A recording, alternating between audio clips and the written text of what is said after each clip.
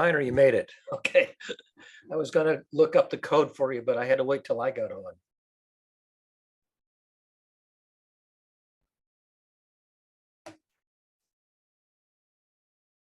Let's see.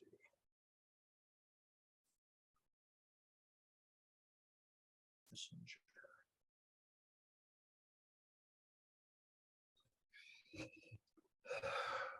Okay, is everything working? So far, Okay. Heiner, can you hear us? Yes? Yes, loud and clear. So we're just waiting for Sam to turn on his camera and mic, I guess. I think he's on Linux, and he's been having some issues with the Linux platform. Same here. I believe Stacey will join us today too. She said she was going to. Okay, Sam is on his mobile. No sound yet from Sam. Testing, testing, testing, testing, testing, We hear you. testing, testing, testing, testing, testing. Yes, we hear you. Still testing, testing, testing, testing. We still hear you. Okay, I didn't shave this morning. I guess I can tell. Didn't shave for the last 2 years. It's been a little bit longer than that. Closer to like 8 or 9. Oh, Anyway, all right. we are now here. So, dear citizens, we are gathered here. Why are we gathered here?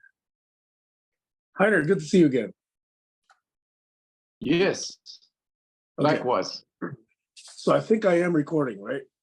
It is actually recording. Yes, it says recording. Okay, good. All right, so I'm actually back in the place near the water across the street from where I normally am, because I am testing out a new T-Mobile. I'm going to test out a new T-Mobile hotspot, but I'm not yet on it. I just got over here. I'm about to connect it later, but I'm hopeful that it can actually work well. But right now I'm still on Starlink. So this is Starlink working. Okay. All right. Anybody want to check in? I just want to mention that I've been chatting with Stacey this morning, and I think she's going to try to join momentarily. I just let her again. Oh, she wants me to email it to her. All right, I'll email it to her. Yeah, I saw that you were pretty active the last couple of days with Stacey. Okay. Meanwhile, can we get a quick update from Heiner? Heiner, have you met Sam Chan? Sam Chan, have you met Heiner? yeah, we did. Yeah, Was it a previous session or just today? 2 or 3 sessions ago. Oh, Yeah. okay. All right. Okay, so let me muscle in. I'm at a friend's place in Berlin. She has her 70th birthday, so I won't stay long in her kitchen while she is whining and greeting. But I really wanted to stay in touch. I have my next operation this month, so I'm still handicapped, but it looks like I'll be in July and maybe also in September in New York. And then maybe I do a tour, at least East Coast.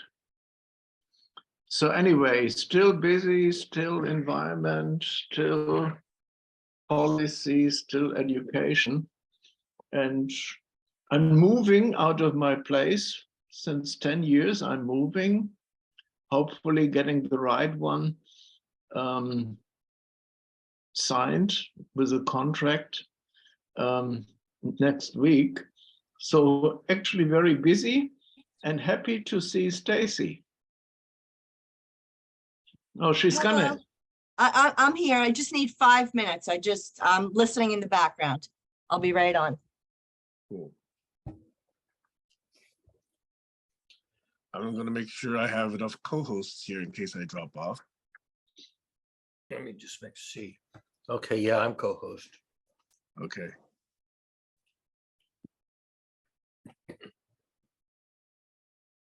All right, you're all co-hosts now. All right, We can kick each other off, huh? something like that. Okay. Let's see what happened.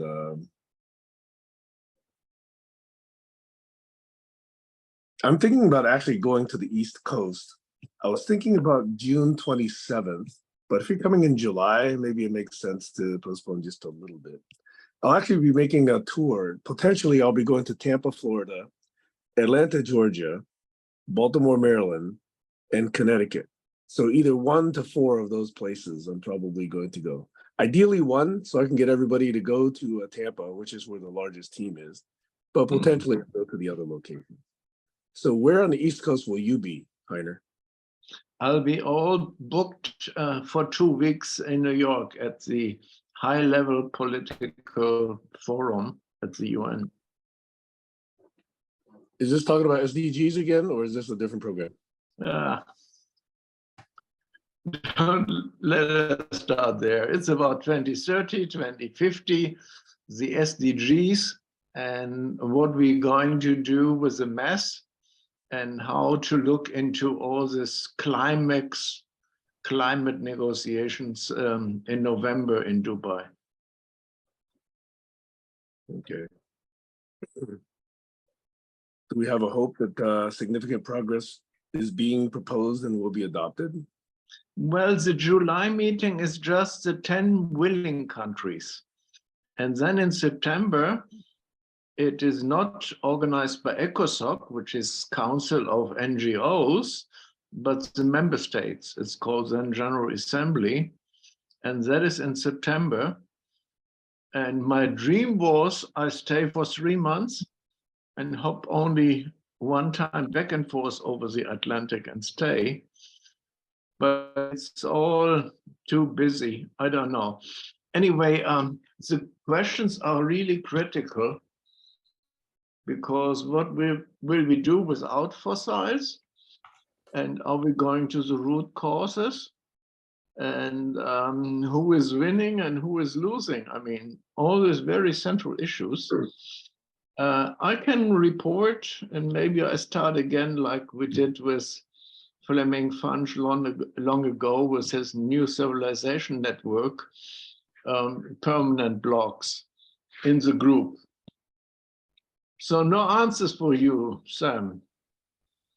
But I want to see at least go, if I'm there, to Washington and up to Toronto. Yeah. Washington is probably about 3,000 miles. It's about 5 or 6 hours air flight from the East Coast. But if you could swing it, yeah, you're welcome to come here, Heiner. No, I mean, Washington's the capital. Oh, DC. Oh, okay. The boring When are you Washington. going to be in DC? When will you be in DC? Well, I just said it's all open. Maybe July and September, and maybe I even stay on, but it's all in the air, depending on too many things, like an operation, like moving my flat, and.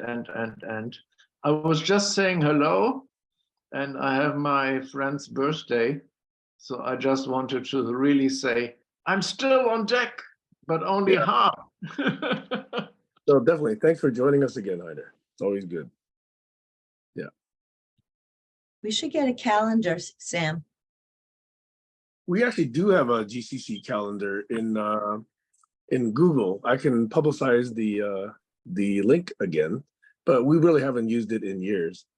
Or you could just, in our chat, you could just put it for us, people on the call, and have it go with the chat. Yeah, we When can did do you it. say you're going to be on the East Coast, Sam? Oh, me? Yeah. Right now, the working target was June 27th that week. But, you know, it's not, again, like Heiner said, it's not finalized yet. How close to either New York or Washington, DC? I can travel to Connecticut, DC, Philadelphia, but if you're here, I'd love to host you. I actually will be primarily visiting my team in Tampa, Florida. That's where I have the largest team. Or I could go to Florida. You've been to Florida, I recall. I like Tampa. I've never been to Tampa, I don't think. My been sister to- lives there, and I owe her a visit, so. Okay. All right. Barry, you don't travel these days, do you? Well, not often. I mean, I will travel. I traveled a couple of years ago to Vancouver to see Anne Marie. That was the last time I was on an airplane. Oh, That was just before, no, that was just before COVID. It was that autumn just before COVID, what year was that? 2020? 20? Yeah, whatever the year that was. And beyond that, I haven't been out of Metro Boston. the autumn I before hardly- COVID. Here to pick you up. Sorry? I volunteer to pick you up. Oh, I can, I mean, I've driven to Cape Cod and things like that, but I don't have a reason to.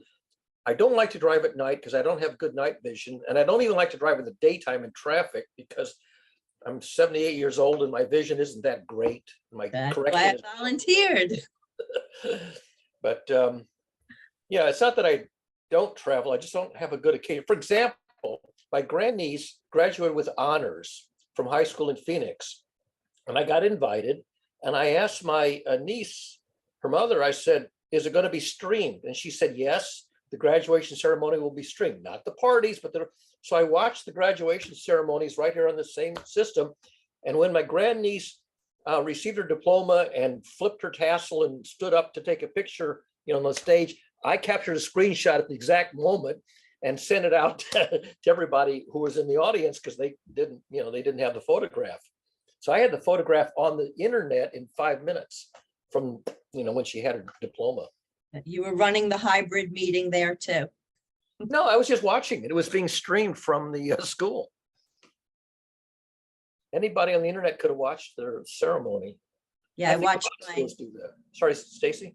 no, I did the same thing when my son's fiance graduated. I watched, she's in California and I watched it like that. But I realized, the protocol, they were going to go up, they receive their diploma, they handshake, they go to the center of the stage and then they stand there, in a pose. And so I was waiting for that moment and I was all set to do a screenshot. And I successfully got the screenshot of her there. It's actually on my Facebook timeline. You'll see it if you go to my timeline. So you reminded me, there was a post today where it was proposed that Anne Marie be invited to this or possibly some other session. Did she get an invitation? I didn't actually send her one directly, but she is very much your very close friend. So I was wondering if you had sent her the. I didn't give her the link because she didn't ask for it. Didn't occur to me to give her the link. Normally I would wait for her to say, I need the link or something like that. Because Do you remember the post, Barry, where she participated quite a bit? oh yeah, it's in one of your threads. It was either in your grokking group or one of the other threads. Yeah, let me bring that up because I wanted to at least bring that up, but preferably with Anne Marie. It's more appropriate for tomorrow, but it's largely the same people, so I thought we might as well just. Well, I mean, you can give her the link if she wants to join. She's got her adult daughter and her 2 grandchildren living with her, and because she teaches school 4 days a week, my presumption is that on the weekends she really wants to spend the time with the grandchildren while they're still, that young and living at home. But so I wouldn't be terribly surprised if she wanted to beg off from spending 2 hours on a weekend. Yeah. And then there was also some participation with Jaswinder, because Jaswinder also participated in that post. Okay, so just to set everyone's memories, can I read the post that I put or actually link to it? Yes, please. Okay, so the short post was, it's from Bertrand Russell. And it says, religion is something left over from the infancy of our intelligence. It will fade away as we adopt to reason and science as our guidelines. That's the short post.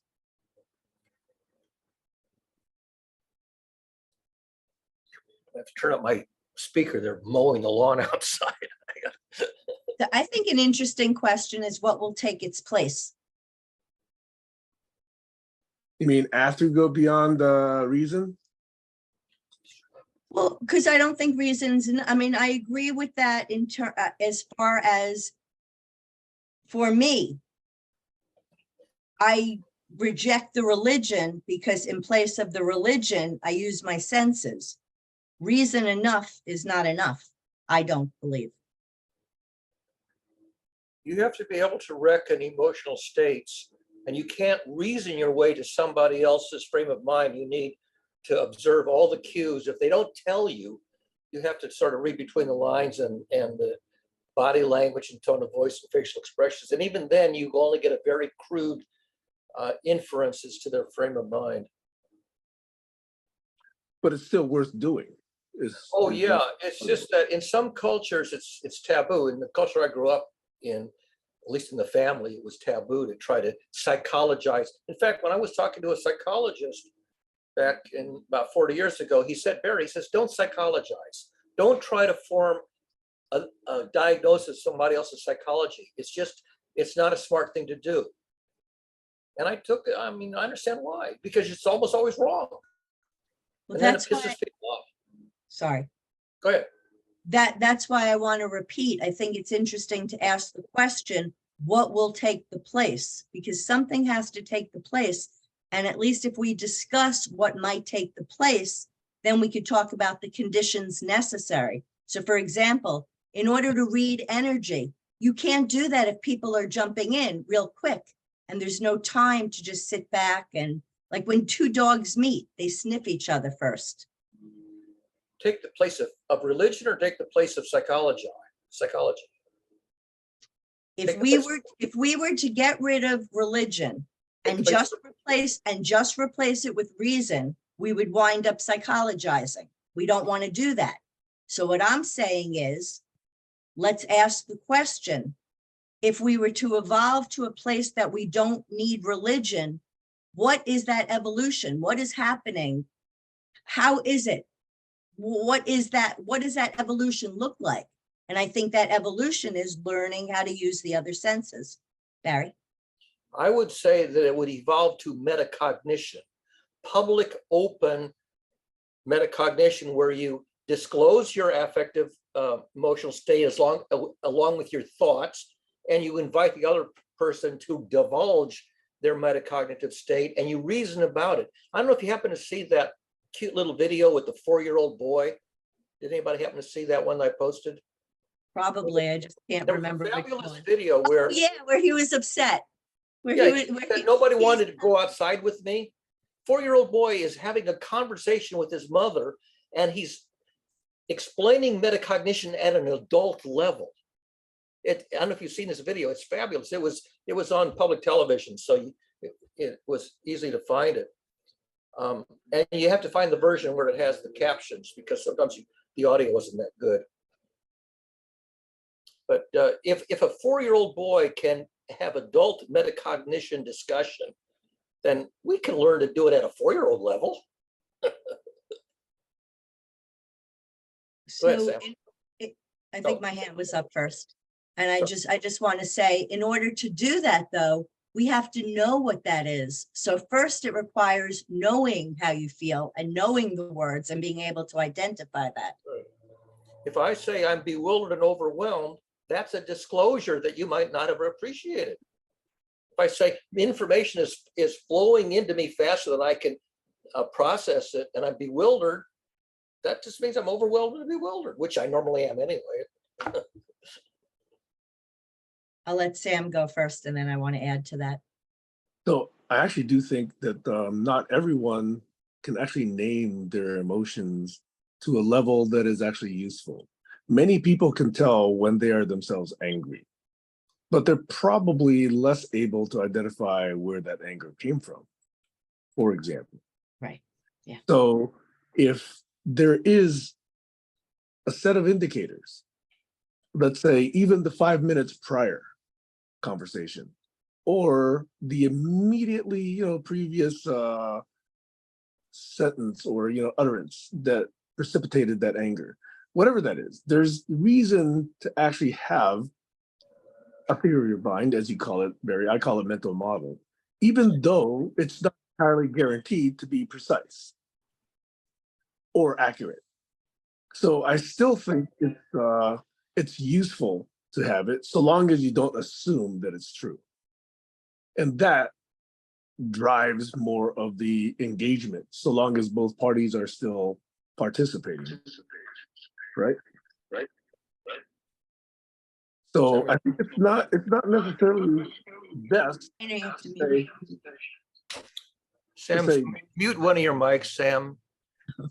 There's too many people here. Oh, no, it's Heiner that's got two. It's Heiner. Heiner's Right. got.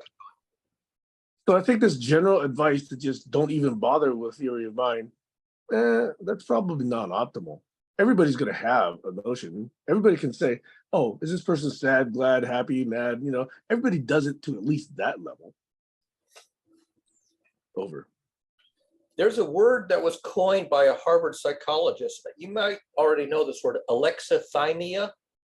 Alexithymia means you're in an affective emotional state for which you do not have the vocabulary to disclose it. Alex, without words, thymia, affect.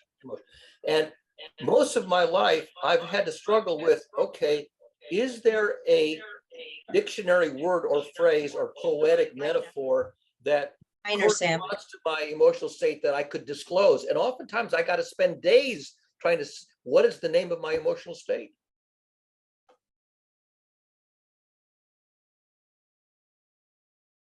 In fact, you know, as we are engaging, let's say one easy example is Heiner, right?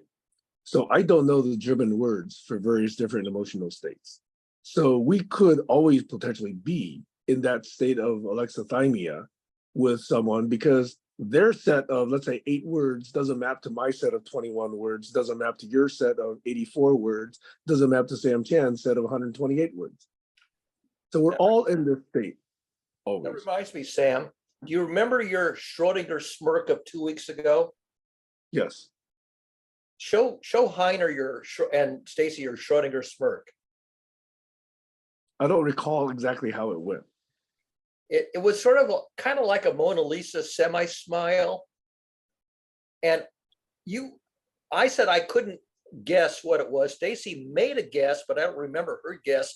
And I don't recall that you ever revealed what you were intending it to indicate. Oh, you were like thinking about what you were going to say and where you were going to jump on. So you were pensive. It's a state of pensiveness, pondering and pensiveness.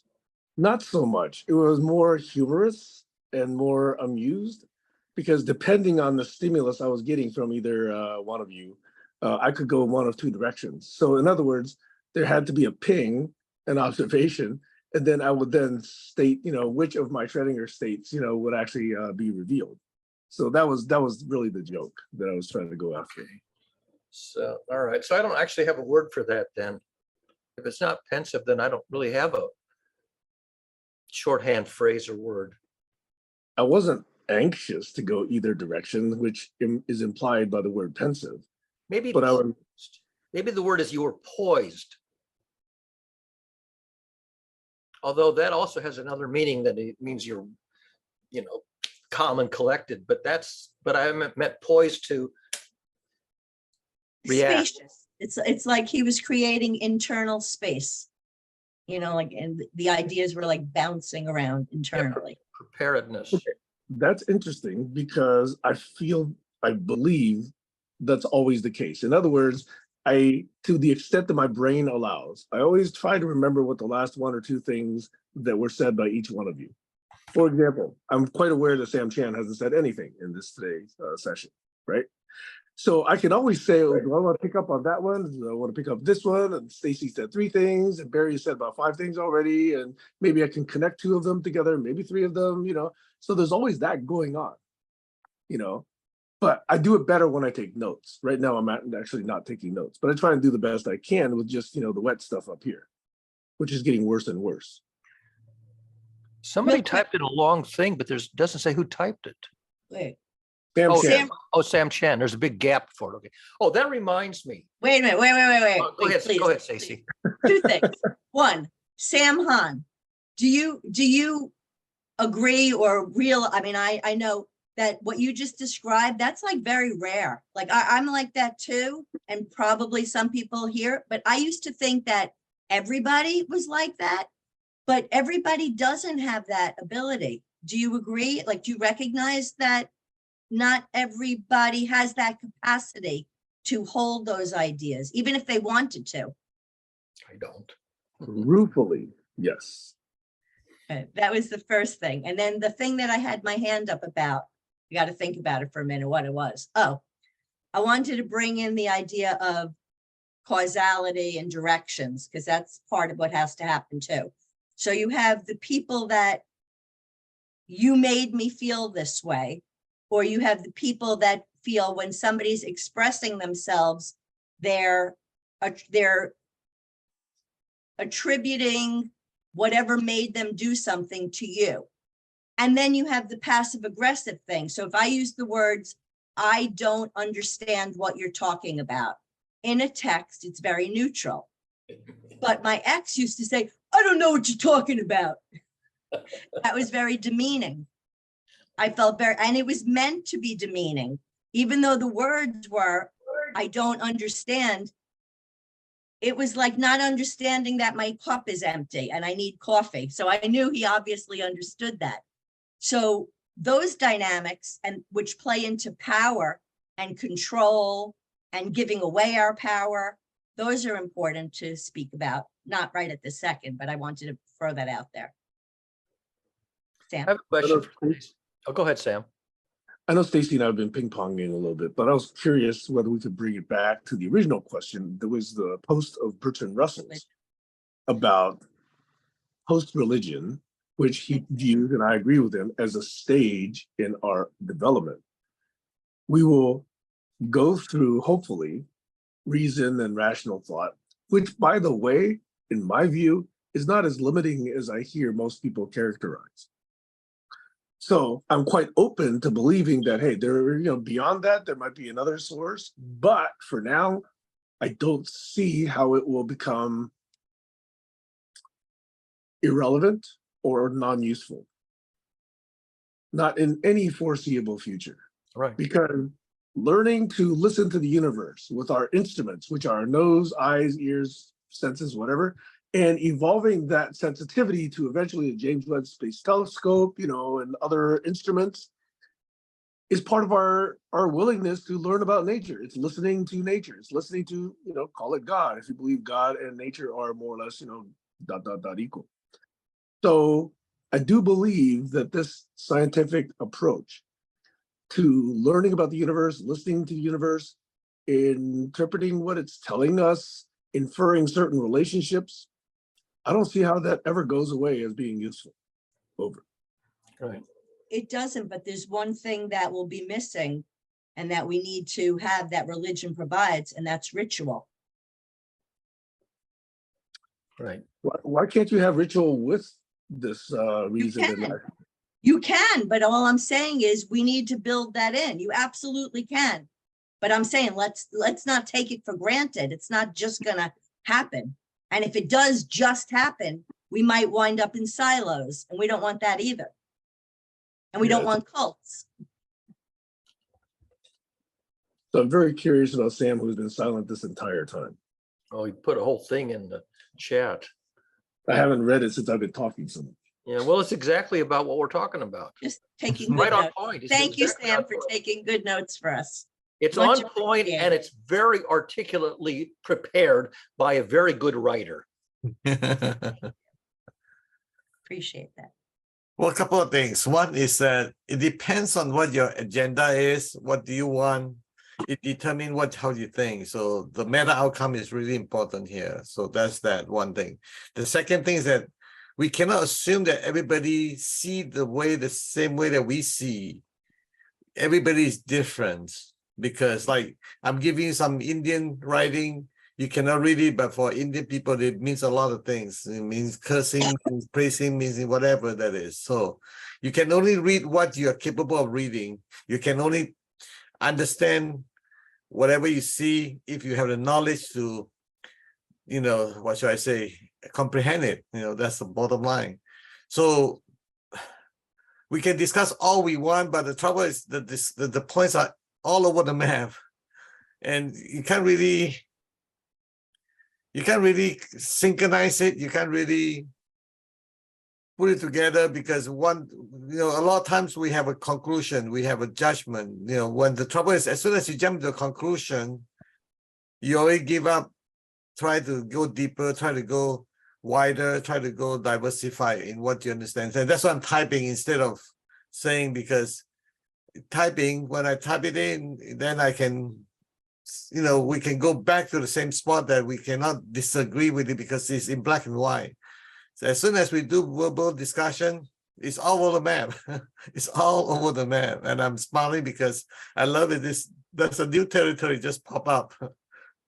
Not only that the map is not the territory, now we have new map every 5 seconds, Go ahead. All right, so this will tie together what Sam just said and what I was promised Stacey I was going to ask her when we met. Jerry Mikulski has a lot of Zoom meetings every week, and I used to attend them when I didn't have conflicts, and I haven't attended any of them for a couple of years. But when people are sitting in a Zoom call with about a dozen people and people are giving their opinions and their ideas, every once in a while, Jerry or somebody else will do this. Jazz hands. What is it? Jazz hands. Jazz hands. What the hell does it mean? I In have other no words, idea what it means. he introduces it as when you go to a jazz concert and someone finishes a fairly impressive lick or solo, then the response is this, because it's not interrupting the music, but it's at least indicating positive response. So that's what jazz hands is. All right, now I will tell you what I mistook it or misinterpreted it to mean. I thought that when somebody said something that was really on point and you wanted to write it down so you wouldn't lose it, you would do this as if I'm typing it, except that you can't be typing if you have your hands up in the air. So I thought this is worth recording, but you should be doing this. So I was wrong. In a sense, it was good. It's a sense that I really like that. I would do this gesture normally, and I anticipated that Jerry would turn around and write it into the brain or wherever he writes things down. But I just thought it was kind of odd that he would say, this is worth remembering. This is good. But what are your hands doing up in the air if you're going to keyboard it? You know what, Barry? The more important thing, and this goes to Sam Chan's point that we're all different. The more important thing is that you knew it indicated agreement.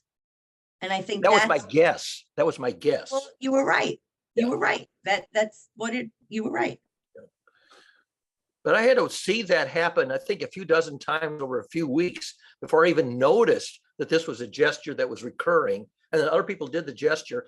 And yet I puzzled over what the hell it signified, because nobody uses that gesture that I've ever seen. So now that you know this, what do you think this means? Show me. What is it? Oh, this. Well, I mean, it might mean I'm going to write it down. I don't know. No, wait. Let's go back. If this means agreement, what does this mean? Disagreement? Meh. What does this mean? Disagreement. Right. So what does this mean? This means neutral? Yeah. Or maybe, or pausing, or thinking. The other people will do this. I don't remember what, Stacey, when you asked if people wanted to do the book, and some went this way and some went that way, and Jerry did this. Remember Jerry did that? I wasn't, honestly, I don't remember meetings when I'm in, like, I don't remember that. I would remember how I would remember how it felt rather than the signal they used to put it out. Yeah, I recall that you actually said, I got some thumbs down. Jerry, you said Jerry did this. Okay. Well, now that you're saying it, I remember, because Jerry and I can see like our thoughts float around sort of like the same way. Yeah. But I know thumbs up, thumbs down, and well, halfway. Part of me likes it, but part of me is a little bit apprehensive. I get that because I use that myself. I think it's pretty intuitive. Well, again, this I'm going to jump in. It depends on what your outcome is. For example, when Stacey is doing this, If I'm interested in you, I say you're available, you're not married, something like that. I mean, come on. It really depends on what your outcome is going to be. That actually happened when my apartment mate got engaged and we had a dinner and his fiance was there, but he hadn't told anybody yet. And she kept reaching for the food and doing this while she was reaching for the food. So I would notice that she was wearing a ring and I never noticed.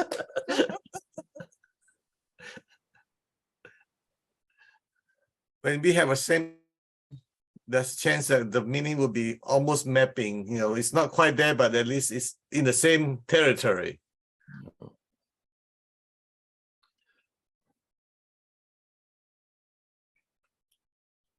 So have we beat that story to death, that topic? No, because I think that it's interesting to take Anne Marie's take on it, and I'm definitely hoping at some point that she come and join us, because she had a pretty thoughtful, fairly long response to it. So I'd really like to have that conversation. Yeah, almost all of my conversations with her are in text, and she writes beautifully. She even corrects the grammar before she hits send. So there's hardly ever even a typo in anything she writes, and it's often a page. So I'll sit there and I'll spend 5 minutes reading it. Yeah, that's rare also. It's very rare. Talk about rare, Stacey. Yeah. What? I'm already thinking, let me know when we're going to the next topic. Just that she carefully thinks through everything. She's a damn good sister. Oh, yes, that is rare thinking. And she thinks through before she writes, and what she writes is coherent. It's grammatically correct. The sentences, I can decode the sentences and I can figure out what she said.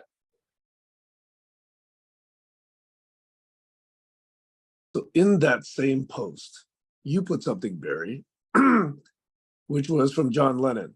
The quote is, "God is a concept by which we measure our pain." Yes. Yes. So I've not actually heard that before. I've never heard that either. So you know, Sam, that I have a blog post that's been up for ages on becoming. That graphic is on that page. That's where I found that graphic, and that's the graphic that goes with the pages. The process of becoming, that was the thing, that was the whole point. That's where I found it. You can find the date when I wrote that blog post. So if it's a process by which we measure our pain, which I'm open to, as long as it's also a process by which we measure our joy. That's what that means. It's a reference. You can't measure something The except agreement, relative. Sam. You have to measure something relative to a datum. That's relativity. You have to measure things against a datum. Well, but see, that's one thing that most people are lacking, that Exactly. balance, so we have to model that. We have to bring that up. We have to give the other half of the sentence, I think. Yeah.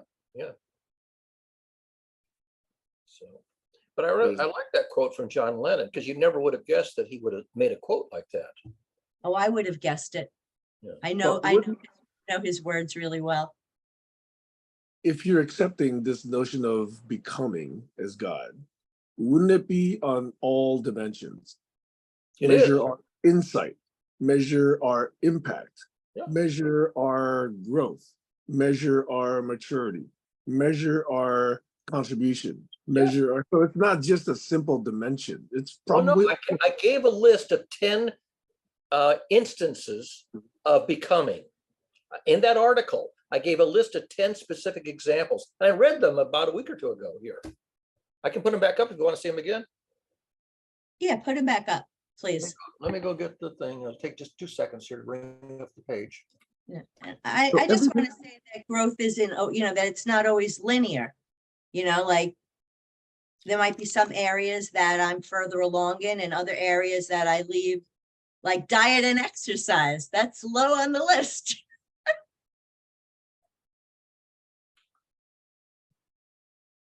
so Barry, my question to you always is, I accept what you say about becoming, but I'm wondering about the necessity to assign this word God to it. We talked about that last week. I simply said that's where I discovered the word as the the best English translation of the name of the deity of the author of the 5 books of Moses. And But look at why ascribe it that way? why what? Why ascribe it to a deity who is an author who clearly wasn't human? You know, so why create that imaginary entity?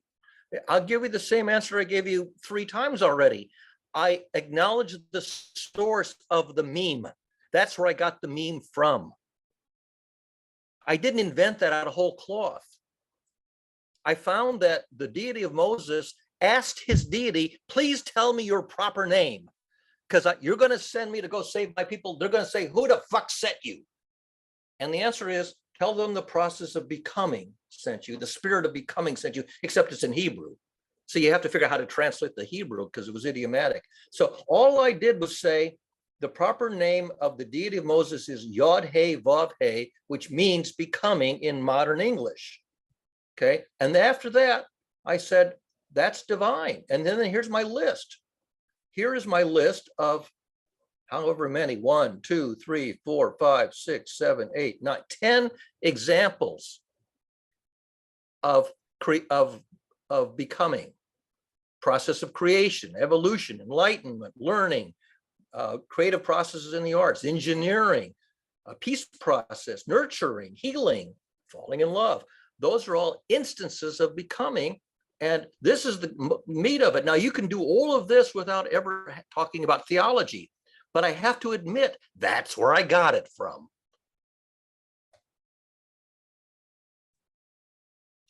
So after we address the providence and the source and the epistemology of it, we still need to constantly refer to it every time it comes up. If somebody says, Barry, where'd you get that from? I But can't nobody say I said made that, it right? up. I cannot say I made it up.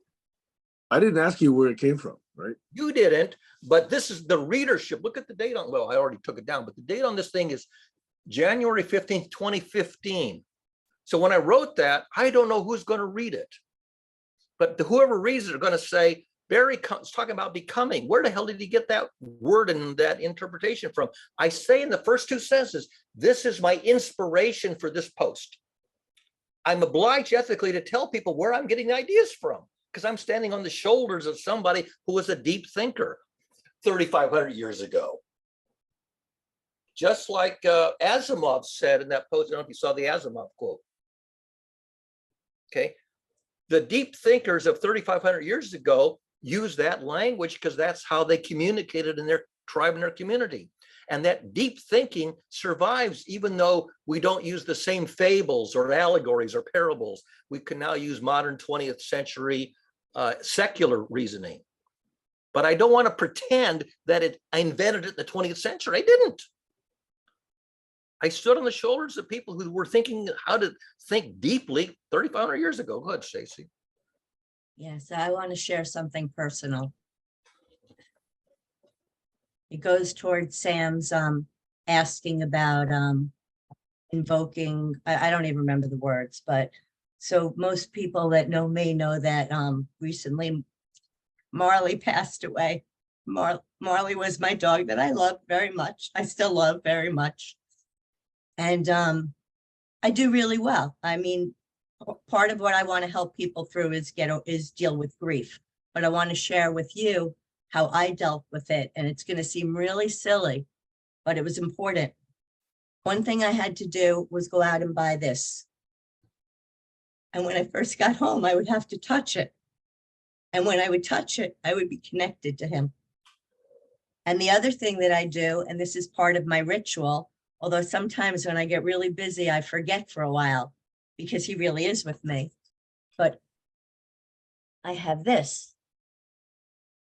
And I look at it every day in the morning and at night. And in the beginning, when I used to get on the calls, I'm not going to get up and get it, but I have his imprint in cement, and I would touch it and I would create a new ritual so that he's still with me, because I do believe in a world beyond this. I do believe that I am connected to him. So I just wanted to share that. And so, yes, it is important to acknowledge that. It's sort of like that telephone wire. You know, it keeps that connection very clear and present. Thank you. Thanks for sharing that, Stacey. I feel similarly about Zeus. And he's so soft. Zeus was the patriarch of your golden retrievers. Yeah. And Zeus is the name of a deity in the Greek mythology. Jupiter. Maybe Marley and Zeus are visiting. You know, The way I think about it is the relationship is forever. Mhm. So they affected you in such a way that it changes you. You and him, you and her will forever merge together. There's no way to get rid of it. The impact, the influence, the interaction, whatever that is, that changes you forever. So you have an imprint into you. And you invited that, and that was meant to be. Some people say it's fate. I don't care what the reason is. It's already done. It's a good thing. That's what I say. You needed it. They needed that. It's all good. Oh, it makes me so happy. And now, Sam and Barry know that the project I work on is the Marley project. And that is totally through, even before he died, I knew that I wouldn't be able to start my work until he passed. Like, that was very clear to me.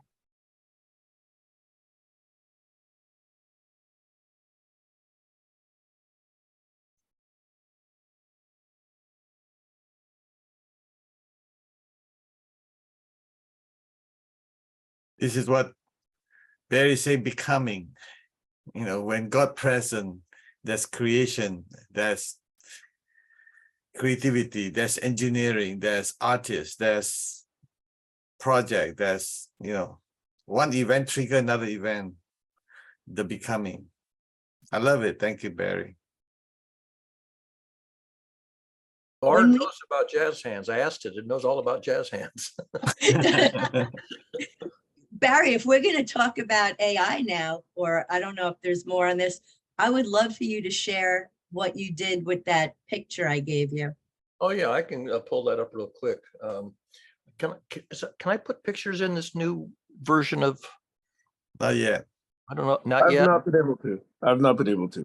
Okay, so Stacey knows a family that lives about 2 hours away, and they have a number of youngsters. I don't know if the youngest one. There's a 9-year-old who draws picture painting. He's 12 now. He's 12 now. When he was 9, he painted the painting that I sent you. That's why I got mixed up. He's 12 now, but the painting was when he made a painting, and Stacey sent me the painting, and I got to find the right thing. And I'll just give you a little background while Barry's looking for it.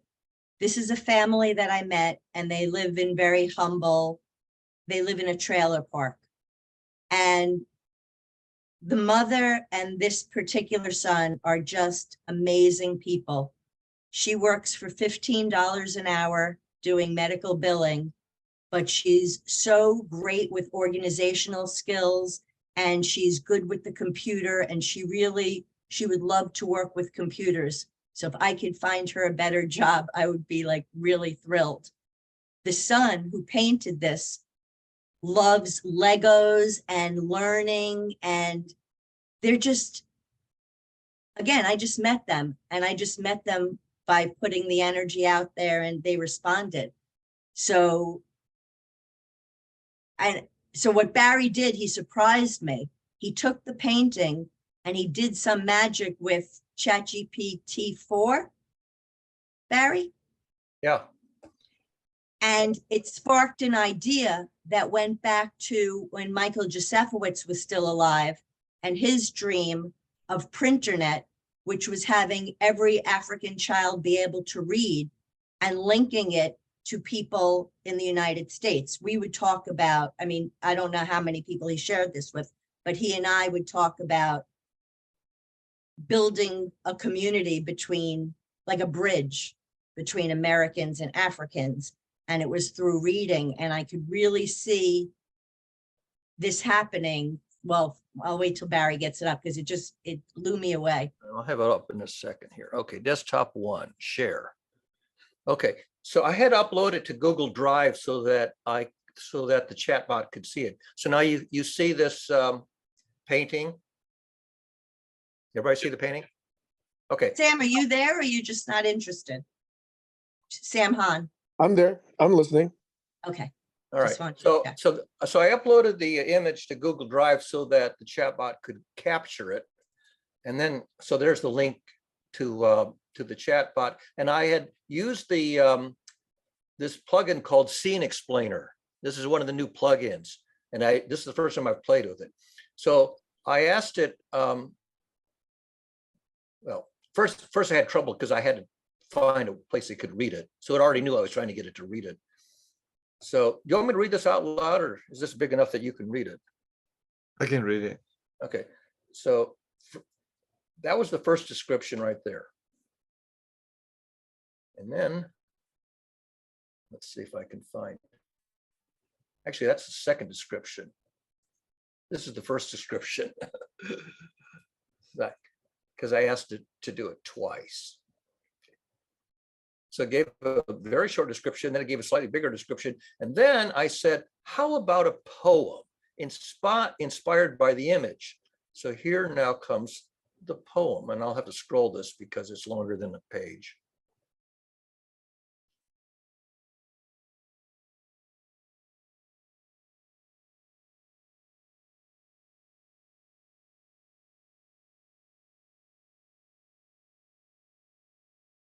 I loved this poem. I really did.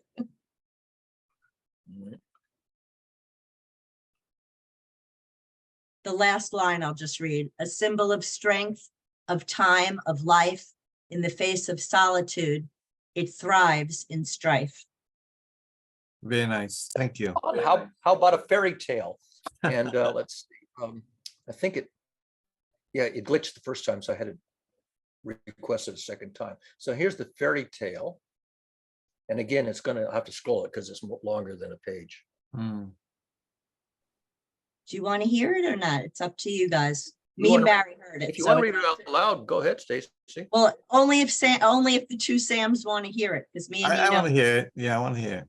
I'd love to read it then. Yeah. Go ahead. Okay, you ready to scroll?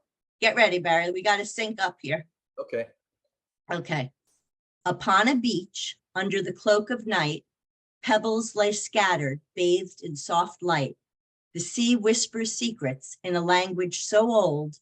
In the quiet, in the dark, many tales are told. A sphere of black and white in close-up view, an abstract pattern, intriguing and new.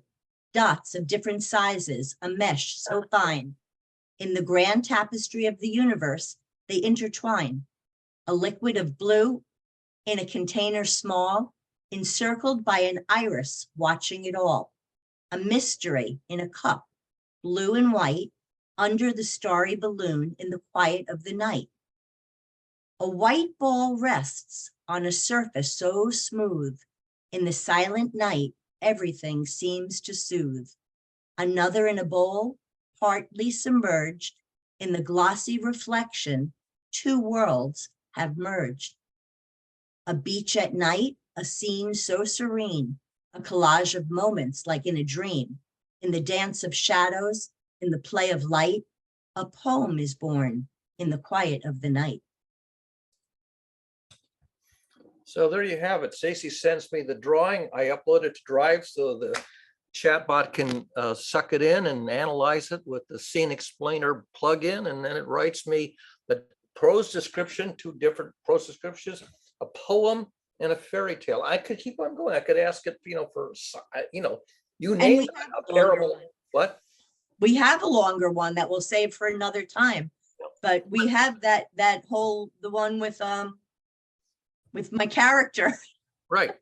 I mean, I could say, give me a parable, an allegory, a sonnet, I could ask it, and at this point I could keep giving it prompts for different versions, different forms of literature based on that painting.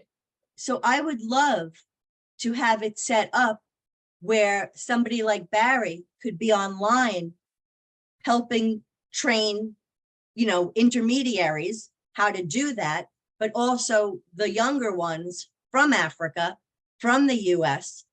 They could all draw their pictures, and then one story could be developed for all of their pictures, and then we can connect that way. I think that would be like amazing, and that could scale quickly. By the way, it's because Sam Chan wanted to spend the $20 a month for the advanced version of GPT-4 that just a week or two ago got this new plugin feature. This plugin feature only became available, I think, a week ago. And this is the first time I tried it out. The plugin, the Scene Explainer plugin feature. It's got, I don't know, a few dozen plugins for different functions. You can get it to read the YouTube transcripts. You can get it to look at pictures.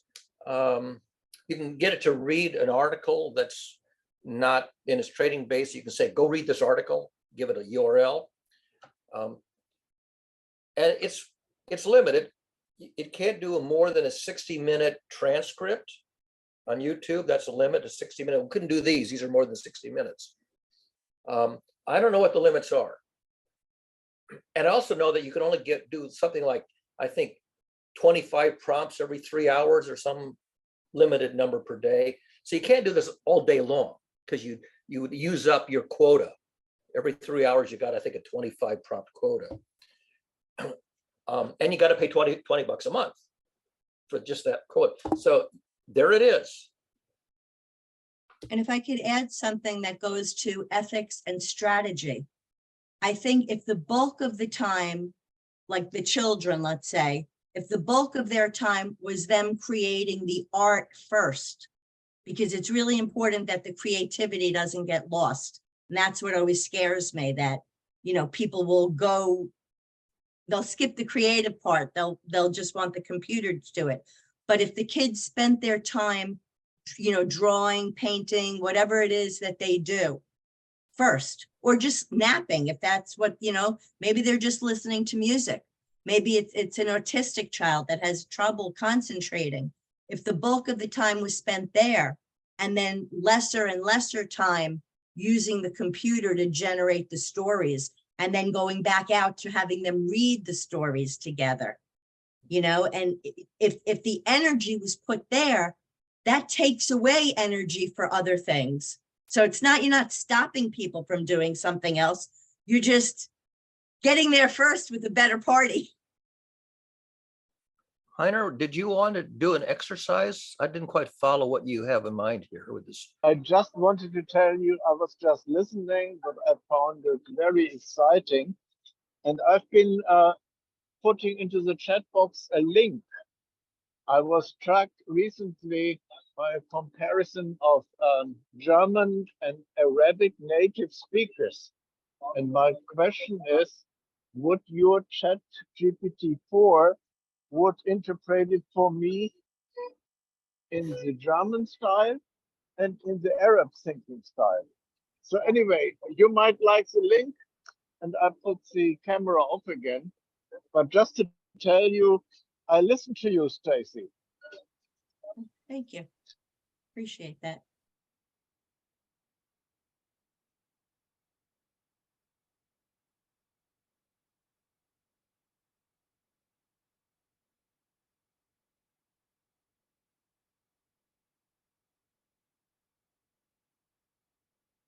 Are we frozen? You're No. reading carefully. Are you reading the chat link? The heiner sent. Barry, are you there? Yeah, If Barry's, no, he doesn't hear me. I can Barry. see the eye. He lost us. Yeah, there he is.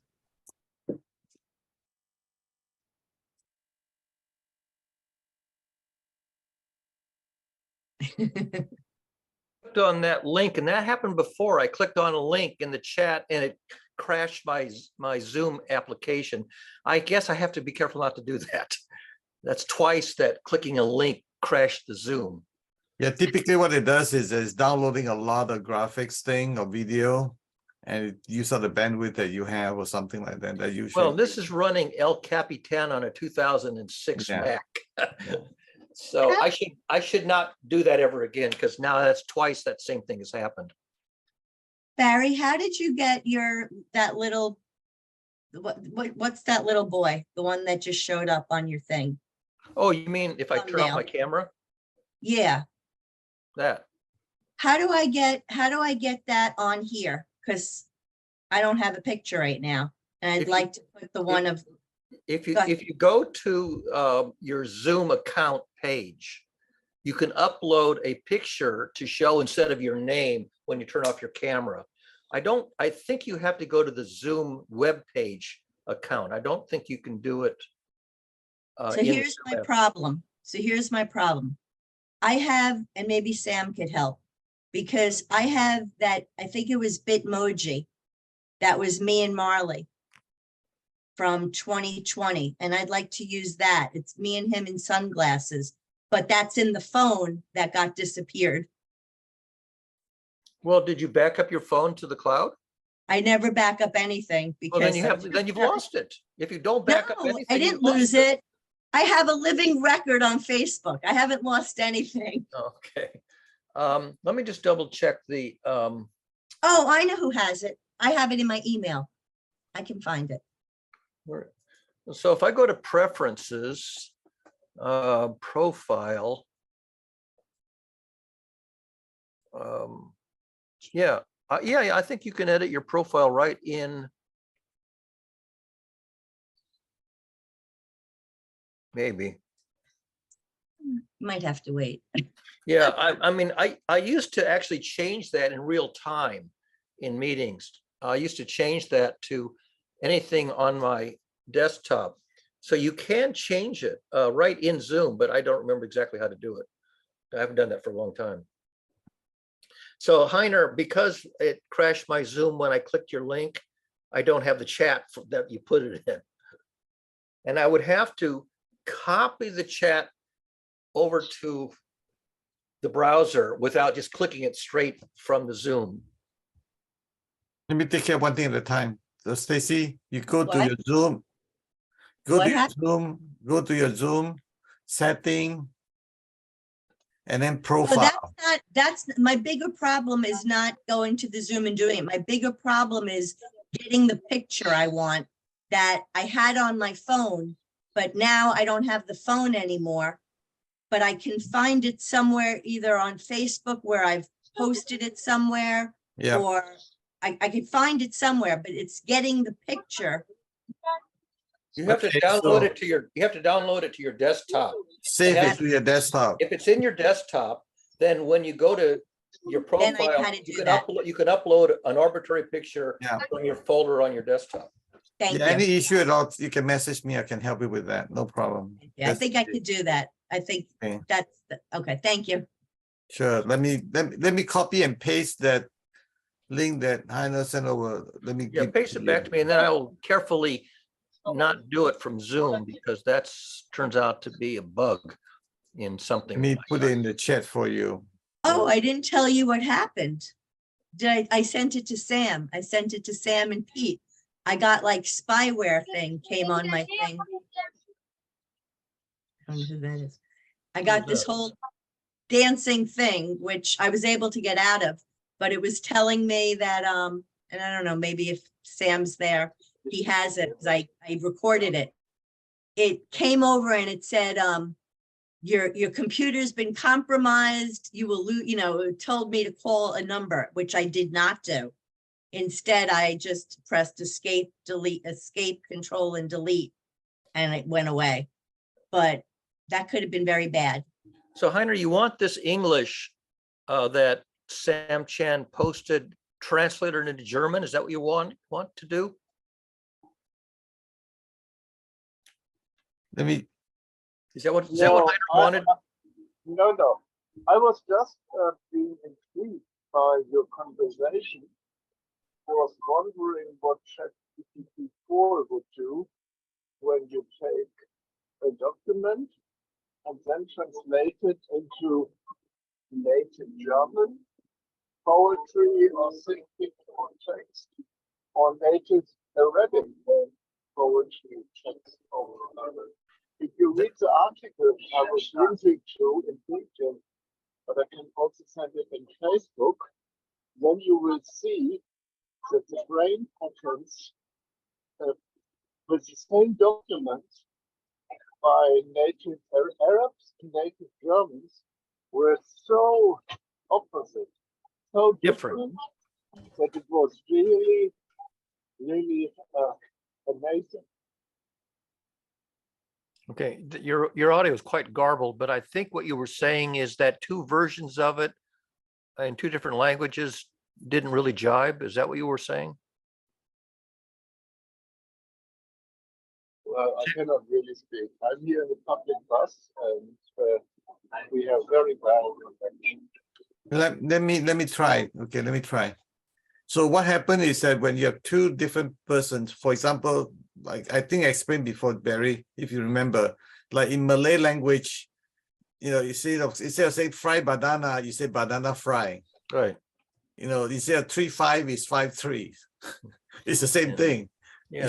You might get mixed up with it, The but syntax is different in yeah. the different languages. so yeah. some people label this as passive and active, right? So in German language and the Arabic language, it's the same structure. The way people think is very different because the wording, the structure, the way you think is different. So I was wonder if you take a poem or take an article and have ChatGPT say, pretend you are German, how do you understand this? And pretend that you're Arabic, how you understand it. So as I say, fried banana itself is a banana fried. If you insist on fried banana in the passive language and you purposely turn it around, you might get the meaning of fried banana. You can see, you can hear it, but to them it means something else altogether. Yeah, yeah. This has long been known to be a problem in translation, is that not just word order, but the actual meaning and also the metaphors, because people use metaphors without realizing that they're not, you shouldn't take them literally.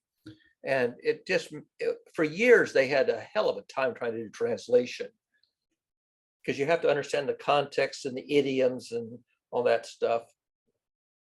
I mean, Google finally solved the problem. Google basically said, look at a bazillion documents that are all Rosetta Stones, that they all have 2 copies of it. And it studied tons and tons and tons of translations side by side that have been done by hand.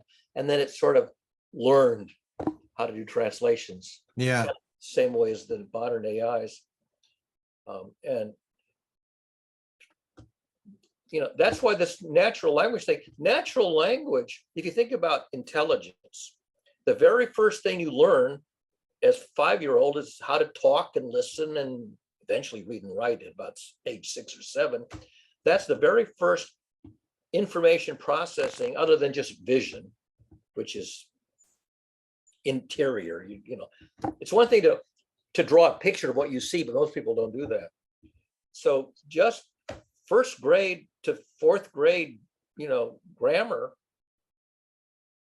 that's where we are with the natural language processing. I mean, mathematics, they actually had to tell it how to do the math. It, you know, it didn't learn to do math. It programmed the thing since the 1940s or 50s. So to answer Heiner's request, based on what I know about AI right now, is I thought this is what I call fine-tuning process. You need to do fine-tuning in the cross-culture, cross-language structure. Right. Yeah. I don't think we have it there yet at this moment. It's really hard. And that's why if you ask it to make a poem or a story, it's fine, because it's creative and it doesn't have to be factually grounded. It's not a news story. Right. Details are relevant. Right. And so if you try to use these things to get precise meaning, forget it. You're going to start getting interpretations. Did you want to say something, Stacey? No, I'm sorry. I'm I I'm just look having at your countenance, it's like you're starting to. I should have turned, I'm having a conversation with myself. Okay. Anyway, I'm sorry, Heiner, that my Zoom crashed when you gave me that link because I wasn't sure what I was supposed to do with it. So the way that I would say, if I were to design a test, a kind of what I call calibration and validation on see if that's possible at this moment in time, it would be I tell you to write a poem in English and write a poem in Chinese and the same content, and see how they translate to each other, and have a native reader read it and see if he can translate back, then Keep matching. in mind that when you give a prompt to write a poem, you could say regenerate, and it will generate a completely different poem. Same sentiment, same content, but not the same words. But I'm saying that using a different language, regenerate using a different language. I don't For think you- example, I don't- Arabic versus German. I don't think you can do that because poetry has to rhyme and meter. That's what I'm They saying. So they make up a fresh poem that may or may not resemble the one in the other language. But if you have a theme and a prompt that's very specific, what you need for a poem to do, the express, Yeah. then you sort of like, my outcome is specific, exactly what I want, this structure I'm looking for. So if you can do that, then I know that I can trust your understanding of the language is. This is like a director in a movie set where the director has to give very specific directions of what he wants the actor to do versus a loosey-goosey one, like just play it the way it feels for you, Mr. Professional Actor. And you can give it very, very precise directions, or you can give it very, loosey-goosey directions. And I generally give it total freedom. I'll say, make up a parable or an allegory or anything you like, written for any grade level you like. I will give it maximum freedom. But I could say, I want a fable that could be understood by a fourth grader who speaks English. And then I could be very, detailed. But I try to give them maximum flexibility because then they're maximally creative, and that's what I want to see. Is a much. I don't want to be the creative one in this case. I want them to be the creative entity. Be the jazz hands. Jazz hands, yeah. Now at least I know what it's called. And if I forget what it's called, I can ask it again to remind me what jazz hands means. You don't have to tell you. I didn't know what it was called, and it really didn't matter. You figured it out. You figured it out by context. Right, but I'm trying to make a point because I think sometimes we get stuck on what something is called. Maybe don't worry about naming it and just worry about, at first. I can't communicate it if I can't put it into words that can be decoded by a reader or a listener. So then make up your own words. Then nobody knows what I'm talking about. If you can describe it precisely to ChatGPT, I'm sure ChatGPT will be able to tell you and narrow it down. You want to try that right now? What do you want me to put into ChatGPT? Okay, describe this to ChatGPT. Let's see. Well, I need to do it in here. Okay, so that's your problem, my friend. This is what I want you to I'm do. curious to know how you're gonna. I'm curious to know how you would describe it. I know how it's the way I described it to you in the Messenger. I'll go back to the Messenger where I described it to you and you said, no, I have to see you do it. Remember that? Wait, could we make a game out of this? Can you do it in? How many words do you need? The less words, the better. Yeah. Let me just find where I can do it in 4 words. How many words do you need? Don't give it to him. I'm curious either. I'm curious too. Oh wait, that's the wrong place. I'll put mine in the chat.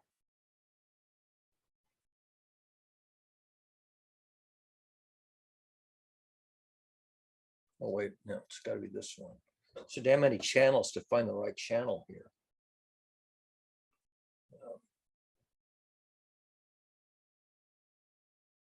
While he's doing that, the reason you saw my face going like that is because I had found like old Google documents when I was looking for the picture, and they were notes that I had forgotten I wrote, and things were popping into place. So that's what that excitement was about. Okay, so I wrote to you in Messenger Oh, Stacey, that reminds me, I need to ask you to decode a hand gesture for me. Quote, sometimes on Jerry's Zoom calls, when someone else is speaking, Jerry will hold up his hands, palms facing outward, and waggle his fingers. What does that gesture mean? I've never seen anyone use it anywhere else before. It's perfect. That's a good word. Use that, Wait a take minute. that, those what you just described, both Just hands read what, up. I want him to read what I wrote because I couldn't answer yet. Read what I wrote back to you, Barry, On that same on the thing, same thing. Because I didn't give you an answer. you'll have to show me gesture to make sure, quote, bring it on, question mark, agreement, quote, more, quote. So you gave three things, bring it on, maybe, agreement, more. But basically, you'll have to show me gesture to make sure. Yeah, Now, because I wasn't it sure on. what he was talking now bring it about. on. I don't think that was what Jazz Because I had. didn't know if you were saying this. No, it was this way. Palms out. I said palms outward. I didn't catch that. It's in text. But Palms I face didn't it, literally catch it. palms But face I it didn't outward. catch it. Waggle his fingers.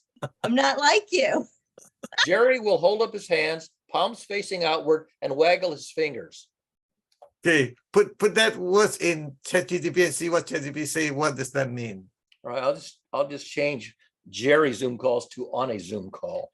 Put that into Chat GPT or maybe Bard. Let's see which one. Yeah, either one. See which one can give you the meaning. All right, so Which one will I'll come try up with Bard. the So label. sometimes on a Zoom call, when someone else is speaking, the host will hold up his hands, palms facing outward, and waggle his fingers. What does that gesture mean? I've never seen anyone else use it anywhere before. Okay, go, Mr. Bard. You're giving the content also. You don't really need to get the content, but anyway, it's All okay. right, you want, see how I got basically. Well, should I paste it into the Yeah, chat? go ahead and do that. Or should I share it? That's okay. Share it. What doesn't matter. Share. Well, let me just share it. That'd be easier. So that's this one here. Okay, so you're seeing, this is my prompt, right? Yep. And I was starting to paste this. So here's remember there's 3 drafts. Yeah. Let's get the first draft.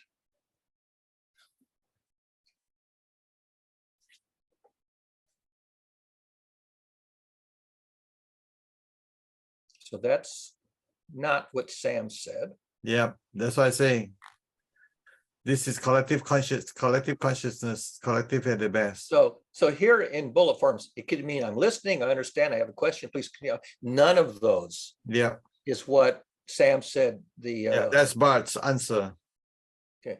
Now I could give the same thing to GPT-4 Yep. and see. Okay. By the way, I could give you the other drafts, but I don't think they're going to be any better. Yeah.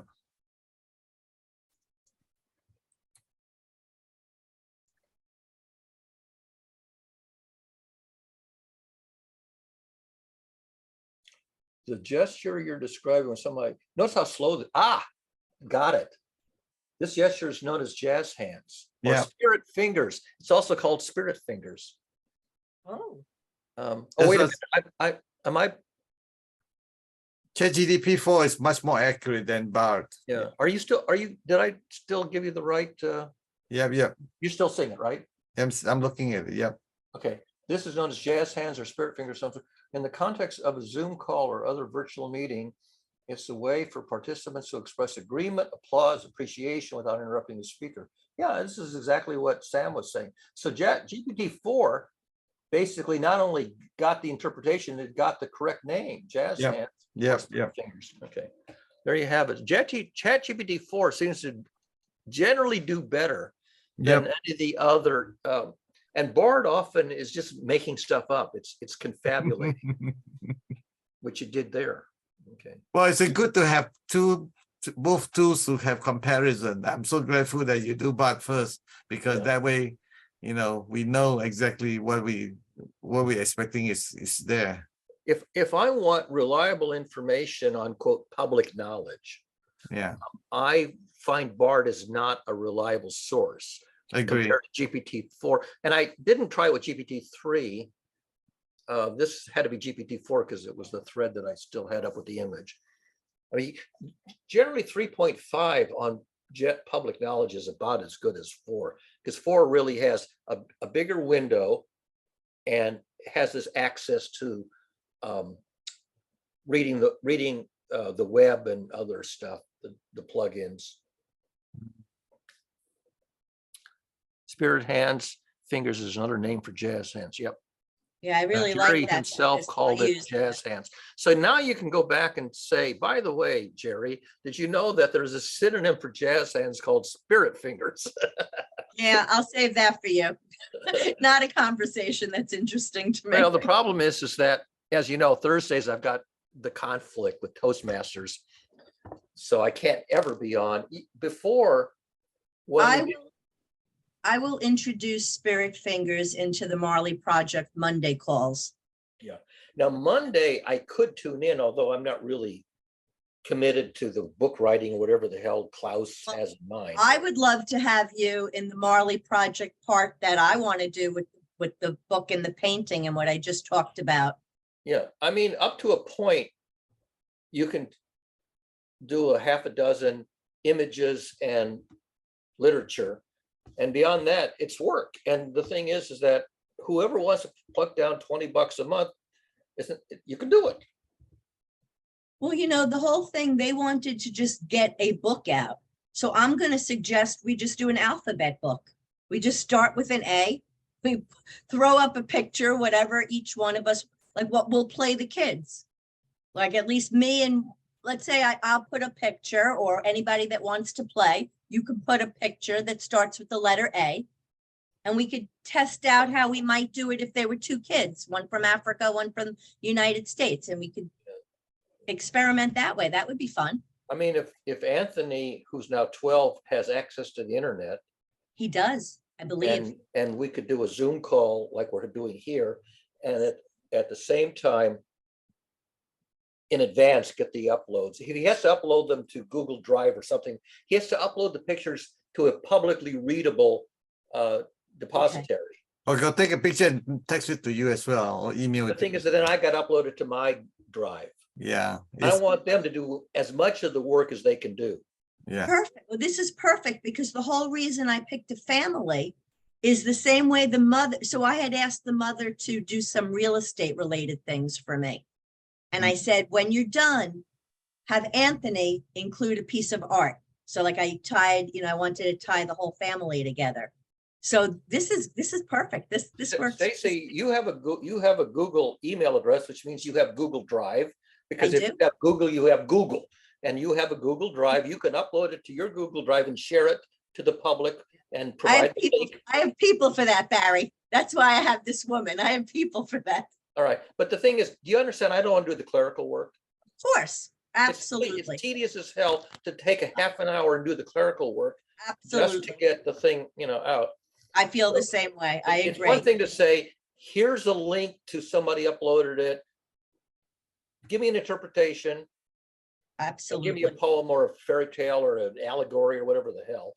But I don't want to do all the damn clerical work. That's ridiculous. And that's actually good because I really want to provide work for them to do Right. because they need the money.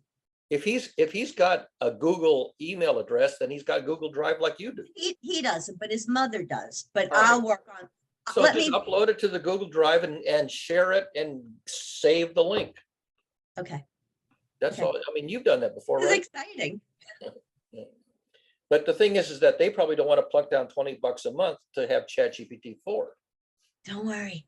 I'll take care of it. You know what? Ask the same question on the 3.5 and see what it does. Which question? Same question. Jazz hands? Yeah. All right. Let me make sure that I have. I also noticed that when you do it twice, I really like doing it twice. Like the same, like when you throw in and ask for a poem and then you give it a second chance.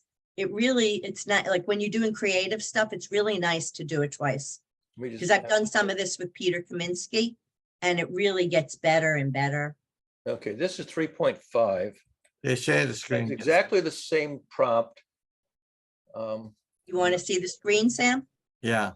Oh, let's Very see, I have to share it again, don't I? Let's see, share screen. It's this one.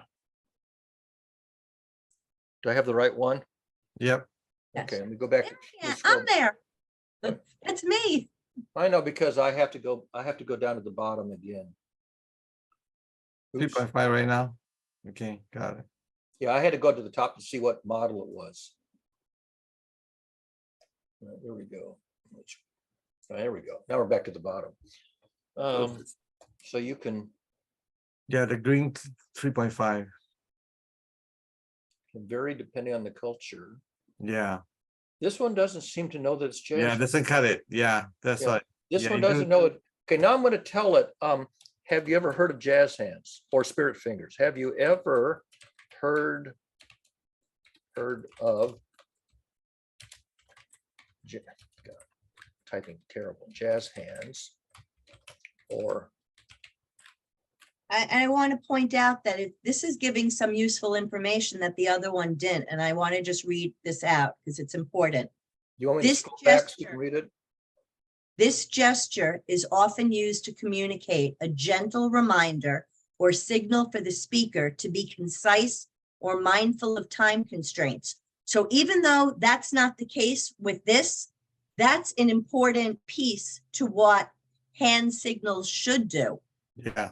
Subtle way of indicating that the speaker should finish their thought or allow others to have a chance to speak. The intention behind the gesture is to maintain a smooth flow of conversation and ensure that everyone has an opportunity to contribute. Sometimes I don't want to put my hand up, and I've asked a few times, I said, I wish we had a signal that was just one finger, because just energetically speaking, this feels harsh. If I get a thought right away and you just started speaking, I don't want to put up such a harsh thing. But if there was one finger that I could put there in the corner.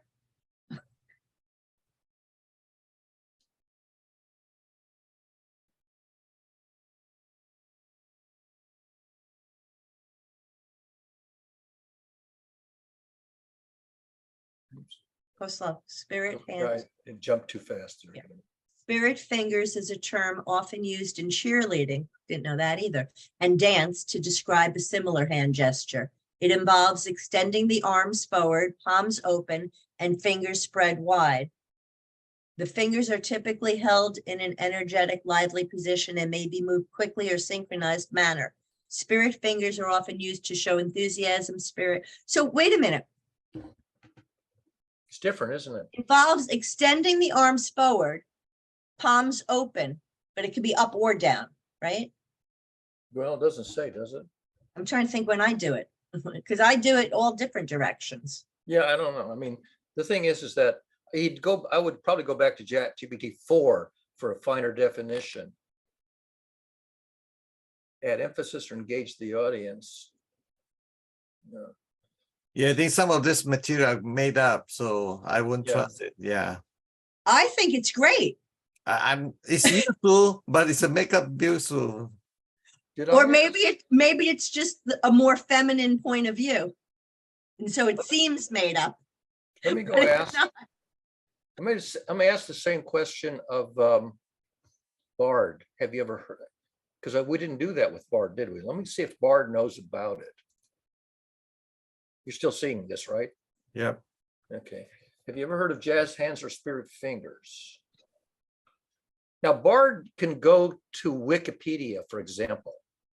Yes, I've heard of both jazz hands. They are both hand gestures are used in dance Yeah, same performance. thing. That's correct. It gives me the palms outward, fingers spread wide, shaken or waved in a lively manner. Yeah, so it looked it up because Bard can go to Wikipedia or whatever if it Okay. needs to. And sometimes it'll even, Yeah, I don't like the last paragraph. I don't think that's, this one here. yeah, I would take that out because that's not, Yeah. like Stan was saying before, that's just like kind of made up. I don't, do the fingers have to be kept straight? Now, in this case, it did not give, sometimes it gives a link to like a Wikipedia page or something that's not present here. So it did not go out to a reference. Although if I view other graphs, it might. Let me just see. I get a headache looking at this. I really, I I know. love that it's there and that somebody could do it, but I'm actually getting nauseous.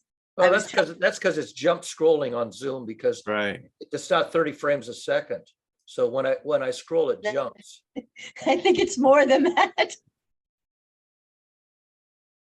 I told Barry, it was like when we were texting, I was like, I have to get off my phone. I feel like when I'm driving in the car and you're trying to like read, oh, Yeah. matter of fact, I'm gonna get some So water. it's clear that the $20 a month buys you a lot more Yeah.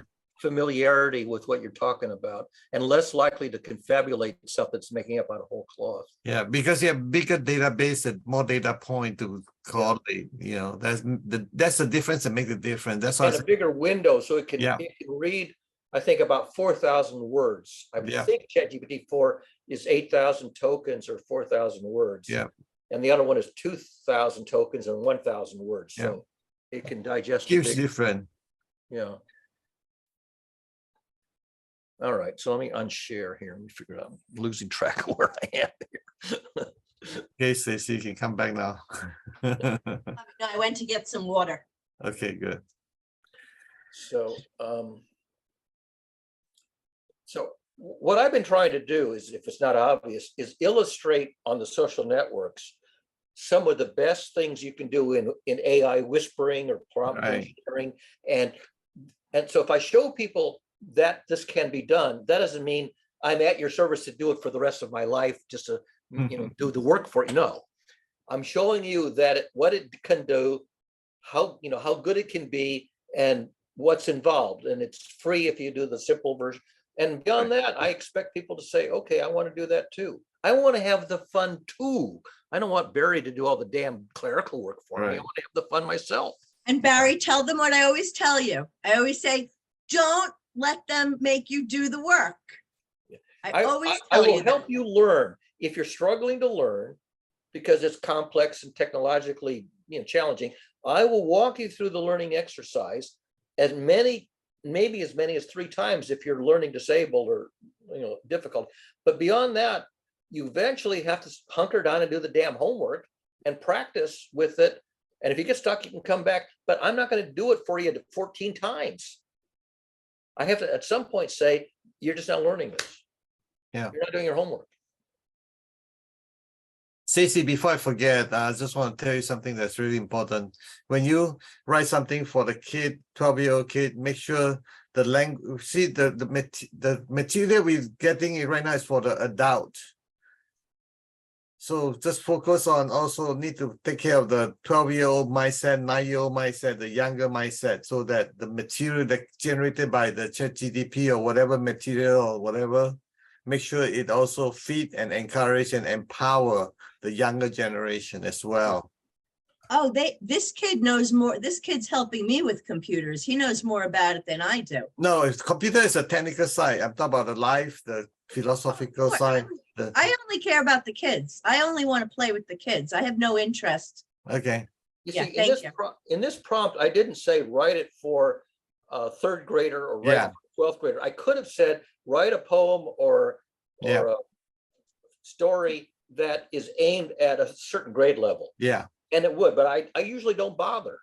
Yeah. And because it sort of has a context of the conversation, it's already been aiming at college level, because I'm talking at a college level. Understand. Yeah.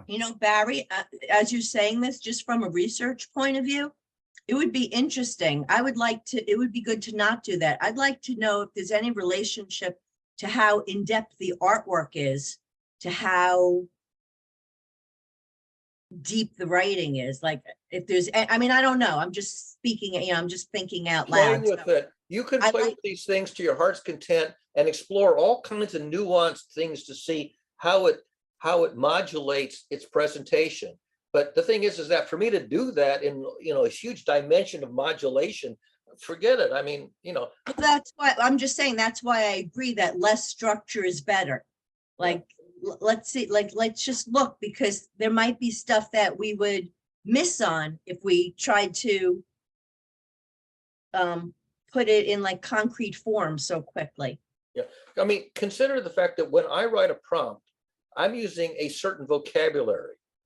And when it takes the vocabulary as an input, it's going to find words that are stochastically connected to the vocabulary your words are. So if I'm using college level vocabulary, it's stochastically going to choose words that are associated with that vocabulary. If I use first grade, monosyllabic words, it's going to generate stuff that fits that language. Now, Sort of automatic. am I right in assuming that when you're doing your work now, everything that you put in, like that like I noticed like my article was there. So does that keep that memory of everything of everybody? No? Here's the problem, Stacey. I've mentioned that it has something called a window size. Uh-huh. This is basically how much you can keep in mind at one time, or how many pages you can have open on your desk that you can look at the same time. ChatGPT 3.5, the free version, has a window size of 2,000 tokens, which is about 1,000 words. Okay. ChatGPT 4 has a window size of 8,000 tokens, which is about 4,000 words. And that's as much as it can keep in the processor in one time. If you want to scroll back, you have to add another thing that says, bring in a plugin that will scroll back in the text and refresh. When I was talking to Inflection Pi, it says, I don't have scroll back. I can keep about 3 paragraphs in mind. And after it scrolls off, it's like in Messenger. After it scrolls off the page, it's gone. It can't get it back. Now I can scroll back in the browser, and I have to scroll back because I can't remember what scrolled off the screen. Okay, but so at least in the context of your work in the role of emotions in learning, Right. People like Jen, people like Anne Marie, Right. people like myself, we're already in that same, there's already like we're already in there. You have an So- appreciation and an awareness. You may not have the math at the level that I do the math, but you have a concept of what it's all about. So what I'm saying is the way that GPT-4 is being trained by you is going to encompass things that would work for me because I'm in that framework, or if Jen, things that would work for her. Whereas somebody like, let's say, Peter Kaminsky, it might not work the same because he might have, I mean, I'm just asking, because I'm trying to know how it's trained. And We're not training it. When I But give you it a are. prompt, it will generate a response, and it will have that response in mind, in context, for a certain window. And after that window rolls off, that's just gone. It doesn't remember what scrolled off after the window size.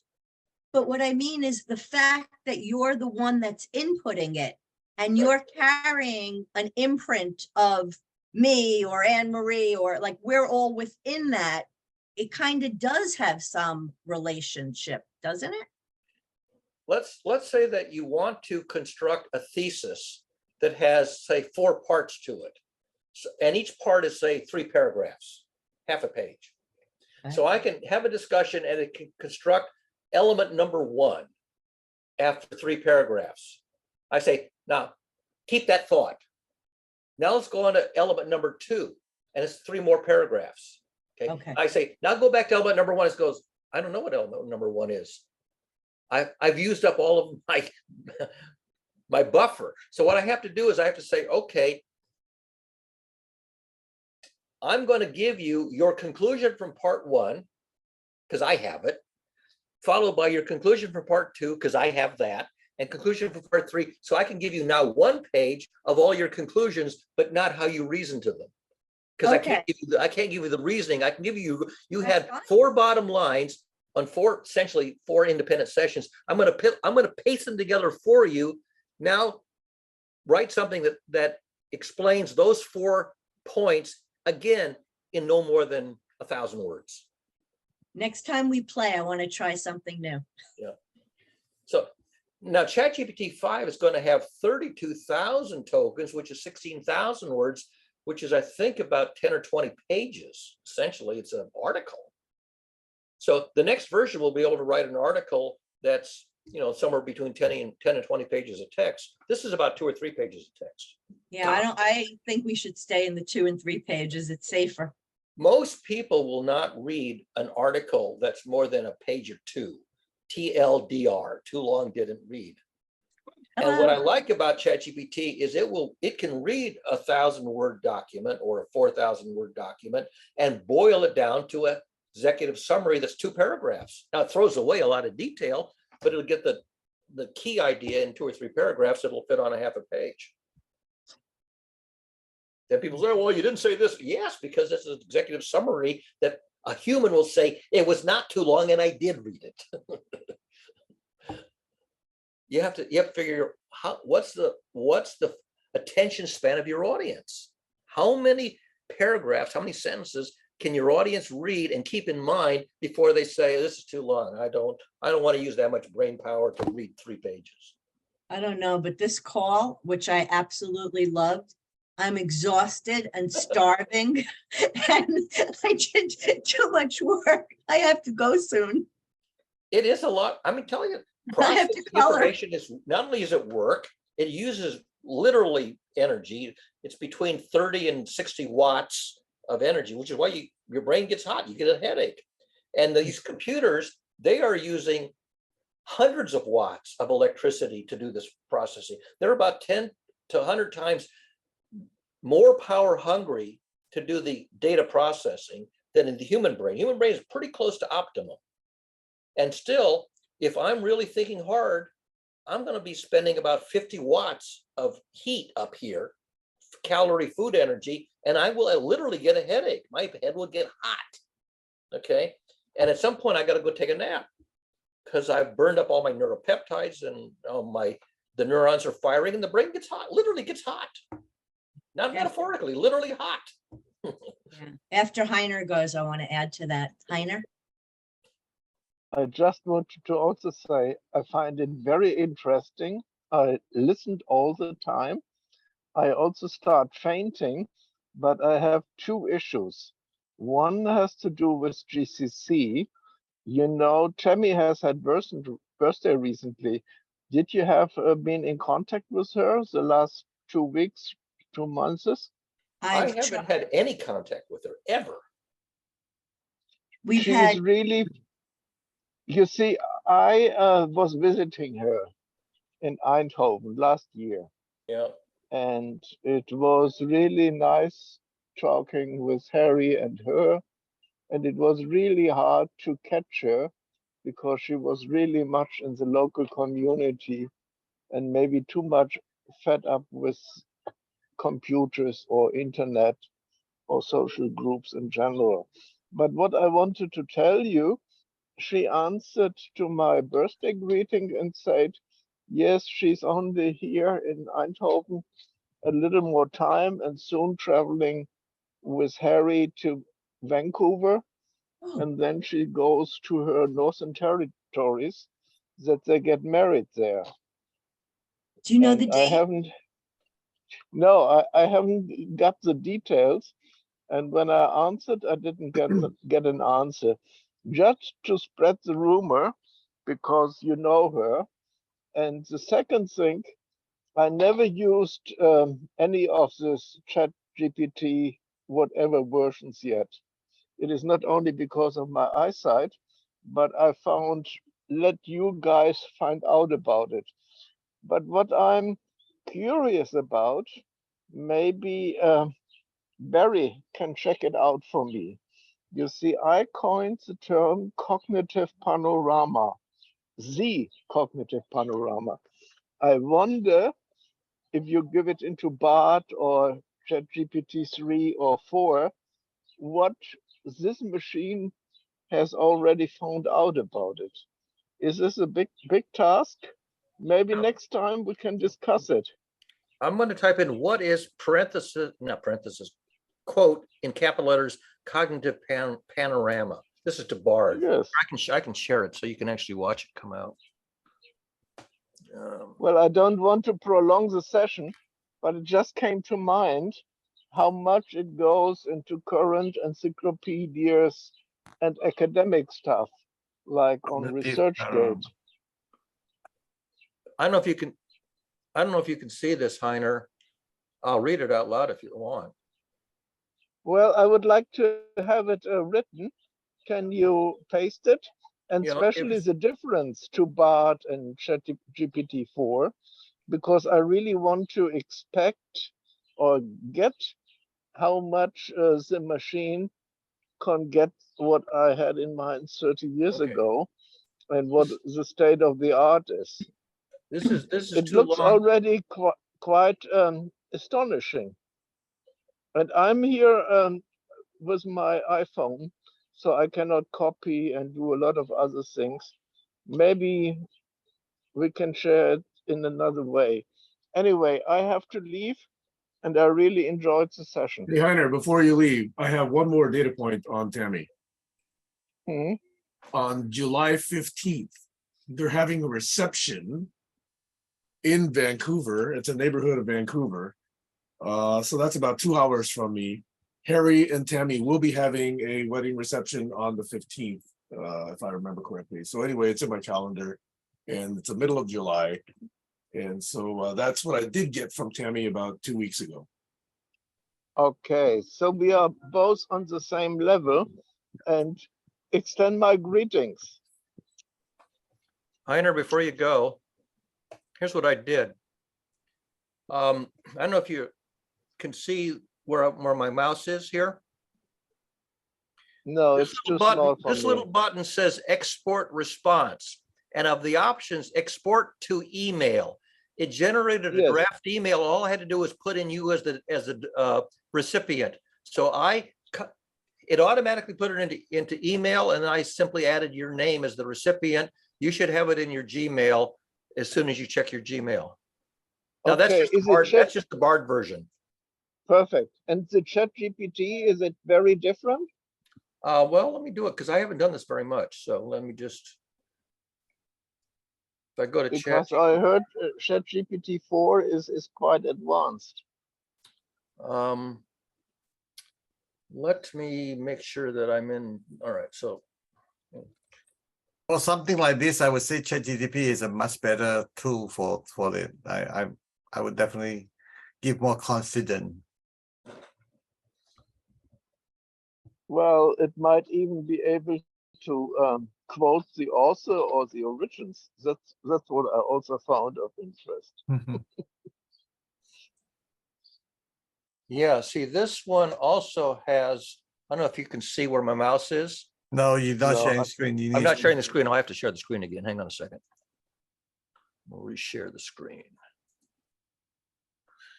Okay, so I put in what is called, it's coming out with a, now, can you see where I'm rotating my mouse over here? This No, I cannot see it. little Too small. thingy with the up arrow is the export feature. So I got a very short answer. I'm sorry, but as my last training, I don't have specific information. Well, it's no point in sending it then. Well, it's also interesting for me.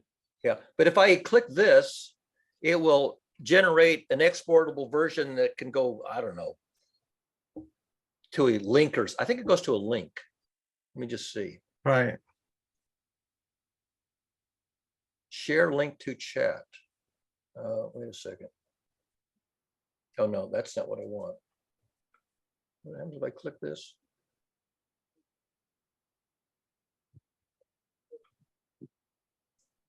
I don't. No, it's confused because I'm in the middle of a different, never mind. I have to sort of learn how to do this correctly in each system because they have different interfaces. But there is a way to export it in all of them. They're just that they're different. The way you have to learn to use them. Yeah, you could also find a plugin that does that too as well. Yeah, and Okay. yeah, okay, go ahead. This was a great Saturday. Bye-bye. Good night. Good luck.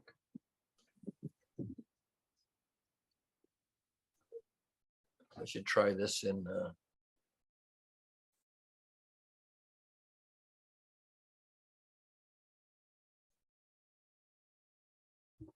So see if I don't use one without the plugins.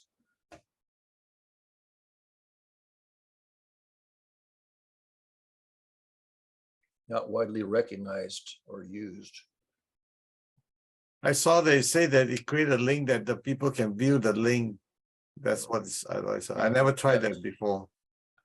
Yeah, this is a new feature, but share link to chat. Yeah, so Yeah, people share with that link, if chat. you send them that link, they will be able to see your. Oh, I see. The problem is I've already used that feature. You can only use that feature once because it's going to send the whole bloody thing. Yeah, Um, for that one section of the everything that you ever done. right. So I would have to start a fresh session. Yeah, That's why I got that. It was not an error message. It's that you can't share twice in the same session a subset. got You it. know, that's what but the point is it didn't have anything anyway. It says I don't know what this is. Yeah, got it. Sam Chan, I also, before you leave, I just left a private message for you. If you could just take Thank a look you. at it. Thank you. Thank you. Before I leave, I want to ask, you know how Einstein said that for someone that knows the subject really, really well, they can explain it in the very simplest terms, and they're using the terms like E squared, MC squared, and all that stuff. So that's why a lot of times when I'm doing something, I always want to see the third grade version of it. For example, use the word love. Adult, we have a different meaning of love, and a 3-year-old have a different type of love, and a 12-year-old have a different type of love. So I love always see the different level of love to give me that perspective so that when I need it, I can use that knowledge to be able to go back and forth between the timeline, if I can say that. So that's why I keep focusing on multiple perspective and different aging and all that stuff, levels. Thank you. I'm gonna see if it knows this. In what movie does Woody Allen say? Annie Hall. No, I'm kidding. I think it is Annie Hall. It is. I love you. He says love you. I think it is Annie Hall, but let's just see. Bard knows it. Who's the actress who plays the female? Diane Keaton. Yeah. Woody Allen says, I love you in the 1996 film. Everyone says, it's making this up. The film is a romantic comedy drama that follows the lives of a group of New Yorkers as they navigate love, loss, and family. One scene, Allen's character, Gil Shepard, I love you, to his girlfriend, Hannah. It's confabulating, right? It's totally making this up. Is it? I don't remember. I remember seeing the movie when I was younger, but I couldn't tell you. It's probably one of the only Woody Allen movies that I actually saw and liked. I'm pretty sure it's making this up. I don't think so. I kind of remember. I love you. Yeah, yes, but it's not in a 1996 film, quote, everyone says I love you. No, not in 96. No, because I was a kid it's then. making up the Yeah. reference. It's confabulating the reference, and it's not. Got it. I'm going to say, I thought it was, quote, Annie Hall. Let's see And if it it would be says. the Let's see 70s. if it apologizes. Oh, excuse me. You are correct. Woody Allen says, I love you in the 1977 film Annie Hall. Romantic comedy drama follows relationship between Alvy Singer, that's correct, played by Allen, and Annie Hall, played by Diane Keaton. One scene, Alvy says, I love you to Annie as he's trying to express his feelings for her. The line is meant to be a playful way of expressing his love for her, but it also highlights his awkwardness and insecurity. I love you has become one of Allen's most famous catchphrases, often used to express affection in a humorous or ironic way. I apologize for my mistake. I'm under. So if you know the answer, you can give it the answer that it doesn't know, and then it goes back and says, oh yeah, now I'm on board. But that's the whole point. People do the same thing. They guess at randomly at something, and then they confabulate a response, which sounds plausible, but it's not the ground truth. Stacey? Barry, would you be willing to spend an hour with me and that woman showing her how to use ChatGPT 4. Yeah, let's make an appointment, find out when she's available, when all three of us are available, and none of us are dead tired and have to go take a nap. Actually, I'll invite Anthony too, the son also, the four of Yeah. us. Yeah, and also that, people, they've had their meal and they've had their ablutions and they've gone to They're the gonna be so bathroom excited. and they're ready to sit down and not, glaze out and phase out. And, and make it, like an hour or whatever you think is the right amount of Figure time. 1 hour, just Yeah. 1 hour. And we'll figure out. Should I wait to show him? Should I wait to show him the story? Because You you can do asked. whatever you want. I'm not going to tell you what to do with him. I don't know. I'm thinking about it.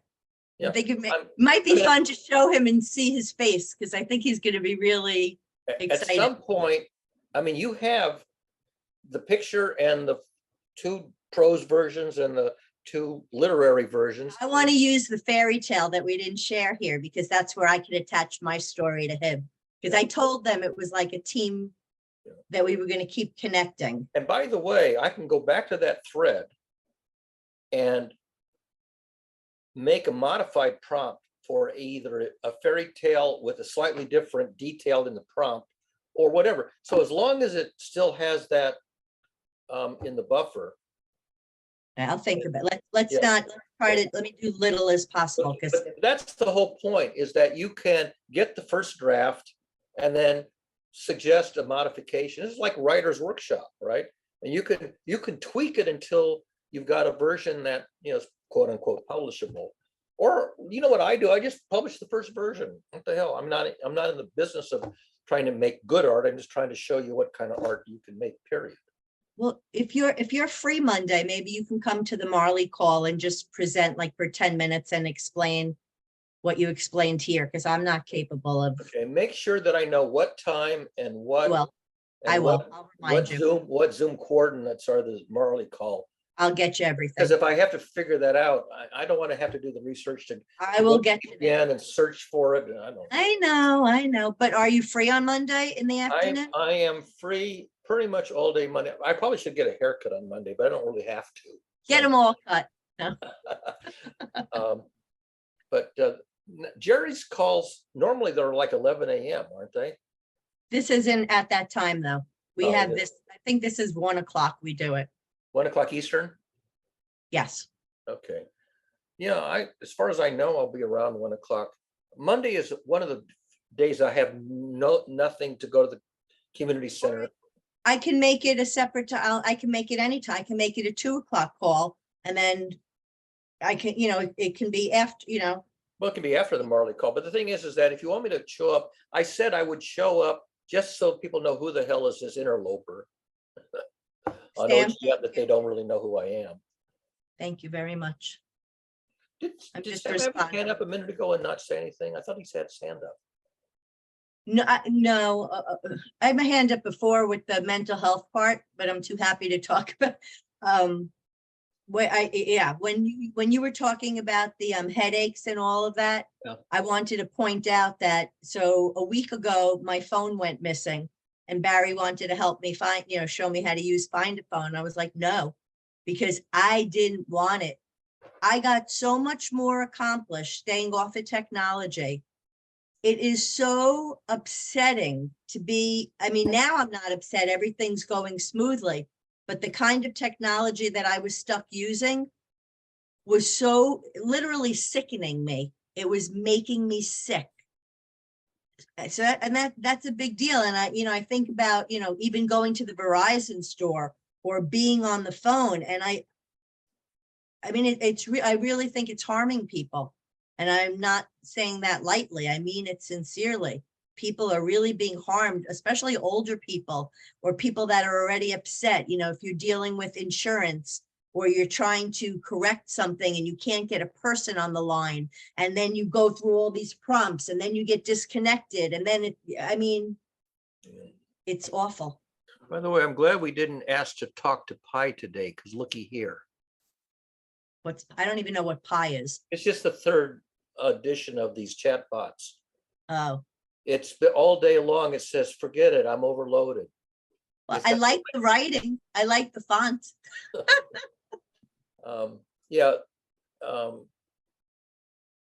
this is the one that will give you like a 2-paragraph response and then ask you a follow-up question.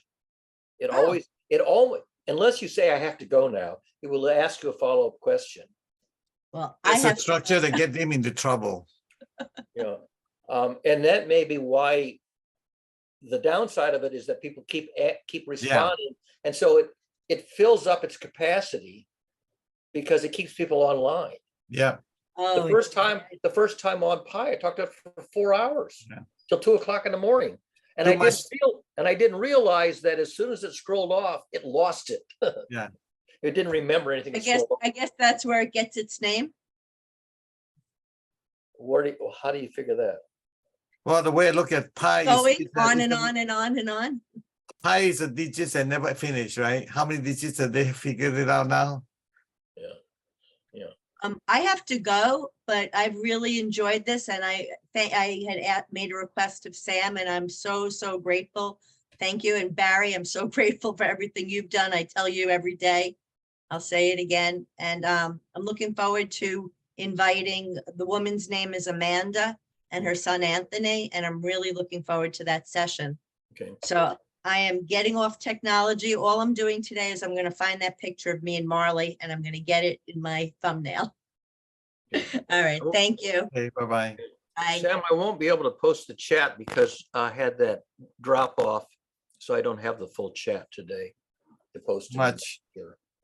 You have to download it from the login, go to the website, download it manually. Well, I mean, usually if I think about it, I will, at the bottom of the chat, there's 3 dots, you can say save chat on your hard drive. Yeah. And it'll save it in your documents folder, and then I would put it into the messenger chat for Saturday barn raising. But there's no point because I clicked on that link that Heiner put in and that crashed my Zoom. I lost the first half of the chat. Got it. Don't worry. It's all good. It's in there. All right, Sam, anything you want to, he was going to go. He wrote that he had to go do something today. I forget what he said he had to do. Yeah, birthday or something. Yeah. Oh, is Ronnie's birthday or something? Yeah. It's Gail's. Oh, Gail, that's his girlfriend. It's Gail's birthday. I'm going to go see if she's awake now. And then I don't know, did he come back? Who is Duckradise? Oh, that's got to be Sam. Duckradise? Yeah, there's the picture. Duck paradise. Is that? That's Oh, it. Yeah, That's got that's to be it. Sam. He Yes. changed his name. Did he change his name? From the Duck Mobile. Oh, yeah, he changed his name to Duckradise. Okay. So, well, Anyway, he had last posted something at 1 o'clock. Oh, actually, no, it's not that long ago, about 10 minutes ago. yeah. Anyway, I don't know if you're there, Sam, or not, but I think we're done. Okay, sounds good. Good talking to you. I'll see you tomorrow. Okay, thank you. Yep, same time, same bench. Bye-bye.